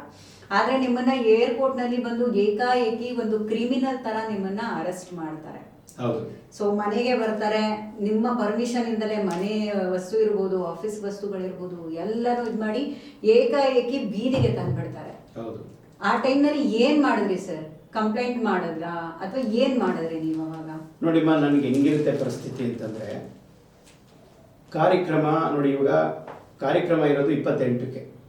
28ಕ್ಕೆ ಅಂದ್ರೆ ನಮ್ಮ ಟೀಮ್ ಕಂಪ್ಲೀಟ್ ಎಲ್ಲರೂ 26ಕ್ಕೋ 24ಕ್ಕಿಂತ ಹೋಗೋದಕ್ಕೆ ಶುರು ಮಾಡ್ತಾರೆ. ಮತ್ತೆ ನನ್ನ ಸೇಮ್ ಡೇ ಯಾವಾಗ ನಮ್ಮ ಮನೆ ಹಿಂಗೆ ಮಾಡಾದ್ಮೇಲೆ ನಮ್ಮ ಮನೆ ಕಂಪ್ಲೀಟ್ ರೋಡಲ್ಲಿ ಬಿದ್ದಿರುತ್ತೆ, ಎಲ್ಲ ನೋಡ್ಕೊಂಡು ಹೋಗ್ತಿರ್ತಾರೆ, ಫೋನಲ್ಲಿ ಇದು ಮಾಡ್ತಾ ಇರ್ತಾರೆ. ನನಗೆ ಇವಾಗ ಕಾರ್ಯಕ್ರಮ ನಿಂತೋಗ್ಬಿಡುತ್ತೆ ಅನ್ನೋದು ನನಗೆ ಭಯ. ಮನೆದು ಭಯ ಅಲ್ವೇ ಇಲ್ಲ, ಕಾರ್ಯಕ್ರಮ ನಿಂತೋಗುತ್ತೆ. ಎಲ್ಲ ಗಣ್ಯರು ಬರ್ತಾ ಇದ್ದಾರೆ, 4 ಜನ ಸಚಿವರುಗಳು ಬರ್ತಾ ಇದ್ದಾರೆ, ಗುರೂಜಿಗಳು, ಸ್ವಾಮೀಜಿಗಳು, ಸೆಲೆಬ್ರಿಟಿಗಳು, 100 ಜನ ಹೋಗ್ತಾ ಇದ್ದಾರೆ. ಅಲ್ಲಿ ಪಾಪ ಅವರು 1 ವರ್ಷದಿಂದ ಅವ್ರು ಕೆಲಸ ಮಾಡಿರ್ತಾರೆ, 1 ವರ್ಷದಿಂದ ನಾವು ಇಲ್ಲಿ ನಮ್ಮ ಟೀಮ್ ಕೆಲಸ ಮಾಡಿರುತ್ತೆ. ಇದಕ್ಕೆ ಧಕ್ಕೆ ಆಗಬಾರ್ದು ಅನ್ನೋದಕ್ಕೋಸ್ಕರ ನೀವು ನಂಬುತ್ತೀರೋ ಇಲ್ವೋ, ರೋಡಲ್ಲಿ ಬಿದ್ದಿದ್ರು ಕೂಡ ನಾನು ಕನ್ನಡದ ಕೆಲಸ ಮಾಡೋದಕ್ಕೆ ಓಡಾಡ್ತಾ ಇದ್ದೀನಿ. ಎಲ್ಲ ಮುಖ್ಯಸ್ಥರನ್ನ ಕರೆಯೋದಕ್ಕೆ ಹೋಗ್ತಾ ಇದ್ದೀನಿ. ನನ್ನ ಇದೇ ಟೈಮಲ್ಲಿ ಸೇಮ್ ಡೇ ಕಂಪ್ಲೇಂಟ್ನ ತೊಗೊಂಡೋಗಿ ಕಂಪ್ಲೇಂಟ್ ಕೊಟ್ಟಿದ್ದಾರೆ. ಇವನ್ನ ಹೆಂಗಾದರೂ ಮಾಡಿ ಹಿಡಿದು ಇದು ಮಾಡಬೇಕು ಅನ್ನೋದಕ್ಕೋಸ್ಕರ. ನನ್ನ ಗಾಬರಿ ಏನಿತ್ತು, ನಾನು ಹೋಗದೇ ಇದ್ರೂ ಪರವಾಗಿಲ್ಲ, ಅಲ್ಲಿ ಕಾರ್ಯಕ್ರಮ ಚೆನ್ನಾಗಾಗಬೇಕು, ಇವನ್ನೆಲ್ಲರನ್ನೂ ಕಳಿಸ್ಬೇಕು ಅನ್ನೋದಕ್ಕೋಸ್ಕರ ನನ್ನ ಅಲ್ಲೂ ಕಂಪ್ಲೇಂಟ್ ನಾನು ಕೊಡೋಕ್ಕೆ ಅಂತ ಹೋಗಿದ್ರೆ ಅವಾಗಲೇ ಅರೆಸ್ಟ್ ಮಾಡಿ ಕುಡಿಸ್ಬಿಡ್ತಾ ಇದ್ರು. ಇವಾಗ 13ನೇ ತಾರೀಕಿಗೆ ನನ್ನ ಅರೆಸ್ಟ್ ಮಾಡಿ ಕುಡಿಸ್ಬಿಡ್ತಿದ್ರು. ಇನ್ನು ಅಲ್ಲಿಗೆ 15 ದಿವಸ ಕಾರ್ಯಕ್ರಮ ಆಯ್ತಿತ್ತು, ಕಾರ್ಯಕ್ರಮ ನಡೀತಿರ್ಲಿಲ್ಲ. ಯಾಕೆಂದರೆ ನನ್ನ ಹತ್ರ ಸುಮಾರು ಕೆಲವು ಐಟಮ್ಸ್ನ ಕಳಿಸೋದಿತ್ತು, ಅವಾರ್ಡ್ಗಳನ್ನ ಕಳಿಸೋವಂಥದ್ದಿತ್ತು. ಯಾಕೆಂದರೆ ಈ ಅವಾರ್ಡನ್ನು ತೊಗೊಳೋದಕ್ಕೆ ಬೇರೆ ಬೇರೆ ದೇಶದಿಂದ ಬರ್ತಾಯಿದ್ರು, ಮತ್ತು ಇಲ್ಲಿಂದ ಸುಮಾರು ಕೆಲವು ಗಣ್ಯರು ಬರ್ತಾಯಿದ್ರು. ಅದೆಲ್ಲ ಕಂಟೆಂಟಿಂದ ಹಿಡಿದು ಅದಕ್ಕೆ ಸಂಬಂಧಪಟ್ಟ ಮೆಟೀರಿಯಲ್ಸಿಂದ ಹಿಡಿದು ಎಲ್ಲ ನನ್ನ ಕಡೆ ಇತ್ತು. ಅದನ್ನೆಲ್ಲ ಈಗ ಒಂದೂರಿಂದ ಒಂದು ಊರಿಗೆ ಹೋಗ್ಬೇಕಂದ್ರೆ ಕಷ್ಟ. ಅಂಥದ್ರಲ್ಲಿ ವಿದೇಶಕ್ಕೆ ಕಳಿಸ್ಬೇಕು ಅಂತಂದರೆ ಎಲ್ಲವನ್ನು ಪ್ಯಾಕ್ ಮಾಡಿ ಅದನ್ನು ಕಳಿಸ್ಕೊಡೋದು ಒಂದು ದೊಡ್ಡ ಟಾಸ್ಕ್ ಅಂತ ಹೇಳ್ಬೋದು. ಯಾಕೆಂದರೆ ನಾವು ಅಷ್ಟು ಲಗೇಜನ್ನ ಹೆಚ್ಚು ಕಮ್ಮಿ 700 kg ಲಗೇಜ್ ಬಂತು, 1000 kg ಹೆಚ್ಚು ಕಮ್ಮಿ 1000 kg ಲಗೇಜ್ ಬಂತು. ಅಷ್ಟು ಲಗೇಜ್ನ ನಾವೇನಾದ್ರು ಲಗೇಜ್ಗೆ ಹಾಕ್ತೀವಿ ಅಂತಂದರೆ ಲಕ್ಷಾಂತರ ರೂಪಾಯಿ ಬಂದ್ಬಿಡುತ್ತೆ. ನಾವೀಗೇನು ಮಾಡೋದು, ಎಷ್ಟು ಜನ ಹೋಗೋದು, ಒಂದು 60-70 ಜನ ಇದ್ರು. ಈಗ ಒಬ್ಬರ ಹತ್ರ ಅವ್ರಿಗೆ ಒಂದು 20 kg ಲಿಮಿಟ್ ಕೊಟ್ಟಿತ್ತು ಅಂದರೆ ಅವರಲ್ಲಿ ಒಂದು 15 kg ಅವ್ರದ್ದು ಇರುತ್ತೆ ಅಂದರೆ ಅದಕ್ಕೊಂದು 5 kg ಸೇರಿಸೋದು. ಇನ್ನೊಬ್ಬರ ಹತ್ರ ಒಂದು 5 kg, ಇನ್ನೊಬ್ಬರ ಹತ್ರ ಒಂದು 2 kg. ಆ ಪಾಸ್ಪೋರ್ಟ್ಗಳನ್ನ ತಗೊಂಡು 1 by 1 ಸ್ಕೂಟ್ನಿ ಮಾಡ್ತಾ ಅವ್ರನ್ನೆಲ್ಲ ಕಂಪ್ಲೀಟ್ ಲಗೇಜ್ಗಳನ್ನ ಸಮೇತ ಕಳಿಸ್ಕೊಡ್ಬೇಕು. ಈ ಥರ ನನಗೆ ಕೆಲಸ ಕೊಡಿತ್ತು. ಹಾಗಾಗಿ ನನಗೆ ಕಂಪ್ಲೀಟು ನನ್ನ ಆರ್ಟಿಸ್ಟ್ ಆಗ್ಬೋದು, ನನ್ನ ಬ್ಲ್ಯಾಂಕ್ ಚೆಕ್ಸ್ಗಳಾಗ್ಬೋದು, ಮತ್ತು ನನ್ನ ಈ ಟ್ರಸ್ಟ್ದ ಬೈಲಾ ಕಾಪಿ ಆಗ್ಬೋದು, ಎಲ್ಲವೂ ಎಂಟೈರ್ ಕಾಪಿನ ಮಿಸ್ ಮಾಡಿಬೋದು. ನಂದು ಲ್ಯಾಪ್ಟಾಪು ಕೂಡ ಇಲ್ಲ, ಆ ಹುಡುಗಿನ ಜೊತೆ ಸೇರಿಸ್ಕೊಂಡು ಲ್ಯಾಪ್ಟಾಪು ಕೂಡ ಇಲ್ಲ. ಹಂಗಾಗಿ ಕಂಪ್ಲೀಟ್ ಎಲ್ಲವೂ ಇಲ್ದಂಗೆ ಮಾಡಿದ್ರು. ಹಾಗಾಗಿ ನನಗೆ ಏನೂ ಮಾಡೋಕ್ಕಾಗಲಿಲ್ಲ. 27ನೇ ತಾರೀಕು ಸಾಯಂಕಾಲ ನನ್ನ ಅರೆಸ್ಟ್ ಮಾಡಿದ್ರು. ನನಗೆ ಅರೆಸ್ಟ್ ಮಾಡಿದ್ದೇನು ಬೇಜಾರಿಲ್ಲ, ಆದರೆ ನನಗೆ ಕಾರ್ಯಕ್ರಮ ಚೆನ್ನಾಗಾಯಿತು ಅನ್ನೋದು ನನಗೆ ಖುಷಿ ಇದೆ. ಆದರೆ ಇವರು ಈ ಒಂದು ಕನ್ನಡದ ಕೆಲಸ ಮಾಡೋನಿಗೆ ಈ ರೀತಿ ತೊಂದರೆ ಕೊಡ್ತಾರೆ ಅಂತಂದರೆ ಇವ್ರಿಗೆ ಮನುಷ್ಯತ್ವ ಇದೆಯಾ, ನೀವೇ ಯೋಚನೆ ಮಾಡಿ. ಸರ್, 3ನೇ ವಿಶ್ವ ಕನ್ನಡ ಹಬ್ಬನ ತುಂಬ ಅದ್ದೂರಿಯಾಗಿ ಮಾಡಬೇಕು ಅಂತ ಹೇಳಿ ತುಂಬ ಕಲಾವಿದರನ್ನಿರ್ಬೋದು ಅಥವಾ ಗುರೂಜಿಗಳನ್ನಿರ್ಬೋದು, ಇನ್ನೊಂದಷ್ಟು ಗಣ್ಯರನ್ನಿರ್ಬೋದು, ಅವ್ರನ್ನೆಲ್ಲ ನೀವು ಇನ್ವೈಟ್ ಮಾಡಿರ್ತೀರಾ. ಹಾಗೆ ಅಲ್ಲಿ ಅದನ್ನೆಲ್ಲದಕ್ಕೂ ನೀವು ರೆಡಿ ಕೂಡ ಮಾಡಿರ್ತೀರಾ. ಆದರೆ ಫೈನಲ್ ಆಗಿ ನೀವೇ ಹೋಗೋಕ್ಕಾಗೋದಿಲ್ಲ. ಆದರೂ ಅಲ್ಲಿ ತುಂಬ ಅದ್ದೂರಿಯಾಗಿ ನಡೆಯುತ್ತೆ. ಅದು ಎಷ್ಟು ಬೇಸರ ಇದೆ ಸರ್ ನಿಮಗೆ? ನನಗೆ ಒಂದು ಕಡೆ ಸಂತೋಷ ಇದೆ, ಯಾಕೆಂದರೆ ಕಾರ್ಯಕ್ರಮ ಚೆನ್ನಾಗಾಯಿತು. ಯಾಕೆಂದರೆ ಒಂದು ಕಾರ್ಯಕ್ರಮ, ಒಂದು ವಿಶ್ವ ಕನ್ನಡ ಹಬ್ಬ ಮಾಡಬೇಕು ಅಂದರೆ ತಯಾರಿ 1 ವರ್ಷ ಇರುತ್ತೆ. ಹಾಗಾಗಿ ಕಾರ್ಯಕ್ರಮ ಅದ್ದೂರಿಯಾಗಾಯಿತು. ಆದರೆ ಆ ಕಾರ್ಯಕ್ರಮದಲ್ಲಿ ನಾನು ಭಾಗವಹಿಸಲಿಲ್ಲ. ನಮ್ಮ ಸೆಲೆಬ್ರಿಟಿಗಳಾಗ್ಬೋದು, ಮುಖ್ಯ ಅತಿಥಿಗಳಾಗ್ಬೋದು, ಅಲ್ಲಿನ ನಮ್ಮ ಕನ್ನಡಿಗರಾಗ್ಬೋದು, ಅವ್ರ ಜೊತೆಯಲ್ಲಿ ನಾನು ಒಡನಾಟ ಸಿಗಲಿಲ್ವಲ್ಲ ಅನ್ನೋದು ಬೇಸರ. ನಾನಿದ್ದಿದ್ರೆ ಇನ್ನೂ ನಮ್ಮ ಕನ್ನಡಿಗರಿಗೆ ಸೇವೆ ಮಾಡ್ಬೋದಾಗಿತ್ತು ಅನ್ನೋದು ಒಂದು ಬೇಸರ. ಅದು ಬಿಟ್ಟರೆ ನನಗೆ ನನ್ನ ಅರೆಸ್ಟ್ ಮಾಡಿ ನಾನು ಲಾಕಬಲ್ ಹಾಕಿದ್ದು ನನಗೆ ಖಂಡಿತ ಬೇಸರ ಇಲ್ಲ. ನೋಡಿದ್ರಲ್ಲ ವೀಕ್ಷಕರೇ, ನಮ್ಮ ನಾಡು, ನುಡಿ, ಭಾಷೆ ಅಂತ ಬಂದ್ರೆ ಒಬ್ಬ ರೌಡಿ ಆಗಿರ್ಬೋದು, ಒಬ್ಬ ಕ್ರಿಮಿನಲ್ ಆಗಿರ್ಬೋದು, ಅವನು ಕೂಡ ನಮ್ಮ ದೇಶ ಭಾಷೆ ಅಂತ ಬಂದಾಗ ಬಿಟ್ಕೊಡೋದಿಲ್ಲ. ಅಂಥದ್ರಲ್ಲಿ ಒಬ್ಬ ಕನ್ನಡದ ವ್ಯಕ್ತಿ ಇರ್ಬೋದಿಲ್ಲ, ಒಬ್ರು ಕನ್ನಡಿಗರಾಗಿ ಕನ್ನಡಿಗರನ್ನೇ ತುಳಿಯೋದು ಎಷ್ಟರ ಮಟ್ಟಿಗೆ ಕರೆಕ್ಟು, ಇದು ನನಗಂತೂ ಗೊತ್ತಾಗ್ತಾ ಇಲ್ಲ. ಬನ್ನಿ ನೋಡೋಣ. ಓಕೆ ಸರ್, ಇವಾಗ ಇಷ್ಟೆಲ್ಲದರ ನಡುವೆ ನೀವು ತುಂಬಾ ಅದ್ದೂರಿಯಾಗಿ ಮಸ್ಕತ್ನಲ್ಲಿ ಕನ್ನಡ ಹಬ್ಬನ ಮಾಡಿ ಮುಗಿಸ್ತೀರಾ. ಮತ್ತೆ ನಿಮ್ಮ ನಡೆ ಏನು ಮುಂದೆ? ಹಾಗೆ ಕನ್ನಡ ಹಬ್ಬಗಳನ್ನ ಮಾಡ್ಕೊಂಡು ಹೋಗ್ತೀರಾ ಅಥವಾ ನಿಮ್ಮ ಮೇಲೆ ಹಾಕಿರುವಂತ ಎಲಿಗೇಷನ್ಸ್ ಇರ್ಬೋದು, ಇನ್ನೊಂದಿರ್ಬೋದು, ಅವ್ರಿಗೆಲ್ಲ ಉತ್ತರ ಕೊಡ್ತೀರಾ? ಯಾವ ತರ ಉತ್ತರ ಕೊಡ್ತೀರಾ ಸರ್? ಕೊಟ್ರು ಈ ಕನ್ನಡ ಹಬ್ಬ ಏನಿದೆ, ಈ ಕನ್ನಡ ಹಬ್ಬ ನನ್ನ ಉಸಿರಿರೋವರೆಗೂ ಕೂಡ ನಡ್ಕೊಂಡು ಹೋಗ್ತಾನೆ ಇರುತ್ತೆ. ನನ್ನ ಉಸಿರು ನಿಂತೋದ್ಮೇಲೂ ಕೂಡ ಕನ್ನಡ ಹಬ್ಬ ಮಾಡೋದಕ್ಕೆ ಈಗಾಗಲೇ ನಾವು ಕನ್ನಡದ ಕಟ್ಟಾಳಗಳನ್ನ ತಯಾರು ಮಾಡಿದ್ದೀವಿ, ಇನ್ನೂ ತಯಾರು ಮಾಡ್ತೀವಿ. ಇದು ವಿಚಾರ. ಆಮೇಲೆ ಇವಾಗ ನೀವು ಹೇಳಿದ್ರಿ, ಈಗ ನಮ್ಗೆ ಯಾರು ತೊಂದರೆ ಕೊಟ್ಟಿದ್ದಾರೆ ಇವರ ವಿರುದ್ಧ ನಾವು ನ್ಯಾಯಾಲಯದಲ್ಲಿ ಇವರ ವಿರುದ್ಧ ನಾವು ಮಾನನಷ್ಟ ಮೊಕದ್ದಮೆ ಹಾಕಿ ಇದ್ರ ಬಗ್ಗೆ ಹೋರಾಟ ಮಾಡ್ತೀವಿ. ನನ್ನ ಜೊತೆ ಎಲ್ಲ ನಮ್ಮ ಪದಾಧಿಕಾರಿಗಳಿದ್ದಾರೆ, ಅವ್ರಿಗಂತೂ ನಾವು ಬುದ್ಧಿ ಕಲಿಸ್ತೀರ ಬಿಡಲ್ಲ. ಯಾಕೆ ಅಂತಂದರೆ ಇದು ನನ್ನ ವೈಯಕ್ತಿಕ ಅಲ್ಲ. ಯಾಕೆಂದರೆ ಇದೇ ಥರ ಬೇರೆಯವ್ರಿಗೆ ಮಾಡಬಾರ್ದು. ಯಾಕೆಂದರೆ ನಾನು ಮಾಡಕ್ಕೆ ಹೊರಟಿರೋದು ಕನ್ನಡದ ಕೆಲಸ, ನಾವು ಬೇರೆ ಏನಲ್ಲ, ವ್ಯಾಪಾರ ಅಲ್ಲ. ಅವ್ರಿಗೂ ನಮಗೆ ವ್ಯಾಪಾರ ಅಲ್ಲ, ಅವ್ರಿಗೂ ನಮಗೂ ಇದ್ದಿದ್ದು ವಿಶ್ವ ಕನ್ನಡ ಹಬ್ಬದಲ್ಲಿ ಅವರು ಭಾಗಿಯಾಗಿ ಕೆಲಸ ಮಾಡ್ತಿದ್ದಕ್ಕೆ ವೈಯಕ್ತಿಕ ದ್ವೇಷ ಇಟ್ಕೊಂಡು ನನ್ನ ಅರೆಸ್ಟ್ ಮಾಡಿ ಕನ್ನಡ ಹಬ್ಬನ ನಿಲ್ಲಿಸಬೇಕು ಅಂತ ಅವರ ವಾಟ್ಸಪ್ಪಿಂದ ಬೇಕಾದ್ರೆ ಅವ್ರದ್ದು ಇನ್ವೆಸ್ಟಿಗೇಷನ್ ಆಯಿತು ಅಂದರೆ ಎಷ್ಟು ಜನಕ್ಕೆ ನನ್ನ ಬಗ್ಗೆ ಅಪಪ್ರಚಾರ ಮಾಡಿದರೆ, ವಿಶ್ವ ಕನ್ನಡ ಹಬ್ಬದ ಬಗ್ಗೆ ಪ್ರಚಾರ ಮಾಡಿದರೆ ಅಲ್ಲೇ ದಾಖಲೆ ಸಿಗುತ್ತೆ. ಆಯ್ತಾ? ನಾವು ಯಾವತ್ತೂ ಜಯ ಸಾಧಿಸ್ತೀವಿ. ತಪ್ಪಿತಸ್ಥರ ವಿರುದ್ಧ ಖಂಡಿತ ನಾವು ನ್ಯಾಯಾಲಯದಲ್ಲಿ ಶಿಕ್ಷೆ ಕೊಡಿಸ್ತೀವಿ ಅಂತ ನಾನು ಹೇಳೋದಕ್ಕೆ ಇಷ್ಟಪಡ್ತೀನಿ. ನಾನು ಯಾವತ್ತೂ ಎದುರೋದಿಲ್ಲ. ನನ್ನ ಹೋರಾಟ ಏನಿದ್ರು ಇವರು ಮಾಡಿರೋ ಒಂದು ಕನ್ನಡಕ್ಕೆ ದ್ರೋಹ, ನನಗಲ್ಲ, ಶಿವಕುಮಾರ್ಗೆಲ್ಲ ಮಾಡಿರೋ ದ್ರೋಹ ಇದು ಕನ್ನಡಕ್ಕೆ, ಭುವನೇಶ್ವರಿ ತಾಯಿಗೆ ಮಾಡಿರೋ ದ್ರೋಹ. ನಾವು ಯಾರಾದರೂ ಆಗಲಿ ಒಂದು ಮೆರವಣಿಗೆಗೆ, ಒಂದು ರಾಜ್ಯೋತ್ಸವದ ಒಂದು ಮೆರವಣಿಗೆ ಬರ್ತಾ ಇದೆ, ಭುವನೇಶ್ವರಿ ತಾಯಿ ಬರ್ತಾ ಇದ್ದಾಳೆ ಅಂದಾಗ ಎಂಥವ್ರು ಕನ್ನಡ, ತಮಿಳು, ಹಿಂದಿ, ಇಂಗ್ಲೀಷ್ ಎಂಥವ್ರಾದ್ರು ಕನ್ನಡದ ಕಾರ್ಯಕ್ರಮ ಮಾಡ್ತಾ ಇದ್ರಪ್ಪ, ನಾವೆಲ್ಲ ಸಹಕಾರ ಕೊಡಬೇಕು ಅಂತ ಒಂದು ಅವ್ರು ಅಂಗಡಿ ಇಟ್ಕೊಂಡಿದ್ರೆ ಬೇಕಾದ್ರೆ ಆ ಕಡೆ ತಗೊತಾರೆ, ಅಥವಾ ಆ ಕನ್ನಡ ತಾಯಿಗೆ ಏನಾದ್ರು ಸೇವೆ ಮಾಡ್ಬೇಕಾ ಸೇವೆ ಮಾಡ್ತಾರೆ. ಪ್ರತಿಯೊಬ್ಬರು ಕೂಡ ಸೇವೆ ಮಾಡ್ತಾರೆ. ಆ ಕನ್ನಡ ತಾಯಿಗೆ ಎಲ್ಲರೂ ಗೌರವ ಕೊಡ್ತಾರೆ. ಹಂಗಿರ್ಬೇಕಾರೆ ನೀವು ಕರ್ನಾಟಕದಲ್ಲಿ ಇದ್ಕೊಂಡು ಈ ರೀತಿ ನೀವು ಆರೋಪ ಮಾಡಿ ಈ ರೀತಿ ಕನ್ನಡ ಹಬ್ಬನ ನಿಲ್ಲಿಸುವಂಥ ಕೆಲಸ ಮಾಡ್ತೀರಾ ಅಂತಂದರೆ ನಿಮಗೆ ಶಿಕ್ಷೆ ಆಗಲೇಬೇಕು. ಈ 4 ಜನದ ವಿರುದ್ಧ ಶಿಕ್ಷೆ ಆಗಲೇಬೇಕು. ಇದ್ರ ಜೊತೆಗೆ ನಮ್ಮ ಜೊತೆಯಲ್ಲಿ ಒಂದು 9 ವರ್ಷದಿಂದ ನಮ್ಮ ಜೊತೆಯಲ್ಲಿ ಕೆಲಸ ಮಾಡಿಕೊಂಡು ಕೆಲಸವನ್ನು ಕಲ್ತ್ಕೊಂಡಿದ್ದಂಥ ಒಂದು ಹುಡುಗಿ ಕೂಡ ಇದರಲ್ಲಿ ಭಾಗಿಯಾಗಿದ್ದಾಳೆ ಅಂತ ಕೂಡ ನಮಗೆ ಎಲ್ಲ ಮಾಹಿತಿ ಬಂದಿದೆ. ಈಗ ಆಕೆ ವಿರುದ್ಧನೂ ಕೂಡ ನಾವು ಏನು ಮಾಡಬೇಕು, ಈಗಾಗಲೇ ನಮ್ಮ ಸಮಿತಿನ ರಚನೆ ಮಾಡಿ ಏನು ಮಾಡಬೇಕು ನಾವು ತೀರ್ಮಾನ ಮಾಡ್ತೀವಿ. ನೋಡಿದ್ರಲ್ಲ ವೀಕ್ಷಕರೇ, ಕನ್ನಡ ನಾಡು ನುಡಿ ಅಂತ ಬಂದಾಗ ಎಂಥವ್ರಾದ್ರೂ ನಮ್ಮಲ್ಲಿ ಎದೆ ಹೊಡ್ಡು ನಿಂತ್ಕೊಳ್ತಾರೆ. ಯಾಕೆ ಅಂದ್ರೆ ನಮ್ಮ ನಾಡು ನುಡಿಗಿರುವಂತ ಶಕ್ತಿ ಅಂತದ್ದು. ಆದ್ರೆ ಇಲ್ಲಿ ಏನಂದ್ರೆ ಇತ್ತೀಚೆಗೆ ಕೆಲವೊಂದು ಕಿಡಿಗೇಡಿಗಳು ಸೇರ್ಕೊಂಡು ಕನ್ನಡಿಗರಿಗೆ ಕನ್ನಡದವರು ಮಸಲತ್ತು ಮಾಡೋದು ಎಷ್ಟರ ಮಟ್ಟಿಗೆ ಇದು ಕರೆಕ್ಟ್ ಅನ್ನೋದು ನಿಜಕ್ಕೂ ಗೊತ್ತಾಗ್ತಾ ಇಲ್ಲ. ಕನ್ನಡ ಅಂತ ಬಂದಾಗ ಒಬ್ಬ ರೌಡಿ ಇರ್ಬೋದು, ಒಬ್ಬ ಕ್ರಿಮಿನಲ್ ಇರ್ಬೋದು, ಕನ್ನಡ ದೇಶ ಭಾಷೆ ಅಂತ ಅಂದ್ರೆ ಅವನು ಕೂಡ ಒಬ್ಬ ಕನ್ನಡ ಪ್ರೇಮಿ ಆಗಿರ್ತಾನೆ. ಆದ್ರೆ ಇವರು ಕನ್ನಡದವರಾಗಿ ಕನ್ನಡದವ್ರನ್ನೇ ತುಳಿಯೋದು ಎಷ್ಟು ಮಟ್ಟಿಗೆ ಕರೆಕ್ಟ್ ಅನ್ನೋದು ನನಗಂತೂ ಗೊತ್ತಾಗ್ತಾ ಇಲ್ಲ.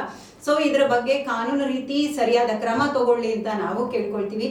ನಿಮ್ಮ ವೈಯಕ್ತಿಕ ದ್ವೇಷಗಳು ಏನೇ ಇದ್ರು ನೀವುಗಳು ಕೂತ್ಕೊಂಡು ಬಗೆಹರಿಸ್ಕೊಂಡ್ರೆ ತುಂಬಾ ಒಳ್ಳೇದು. ಯಾಕೆಂದ್ರೆ ಕನ್ನಡ ಅಂತ ಬಂದಾಗ ಒಂದಷ್ಟು ನಾಯಕರಿರ್ಬೋದು, ಒಂದಷ್ಟು ಆರ್ಟಿಸ್ಟ್ ಇರ್ಬೋದು, ಎಲ್ಲರೂ ಬಂದಿರ್ತಾರೆ. ತುಂಬಾ ಖುಷಿಯಿಂದ ಸೆಲೆಬ್ರೇಟ್ ಮಾಡ್ಬೇಕಂತ, ಅದು ಇಲ್ಲಿಂದ ಮಸ್ಕತ್ಗೆ ಹೋಗಿ ಒಂದು ಆರ್ಟಿಸ್ಟ್ ಇರ್ಬೋದು, ಶಾಸಕರಿರ್ಬೋದು, ಮತ್ತೆ ರಾಜಕಾರಣಿಗರು ಯಾರ್ಯಾರು ಇರ್ತಾರೆ ಅವ್ರು ಇನ್ವೈಟ್ ಮಾಡಿರೋದು, ಮತ್ತು ಒಂದಷ್ಟು ಕೆಲವೊಂದು ಹೊಸ ಪ್ರತಿಭೆಗಳನ್ನ ಇಂಟ್ರೊಡ್ಯೂಸ್ ಮಾಡ್ಬೇಕಂತ ಕರ್ಕೊಂಡು ಬಂದಿರ್ತಾರೆ.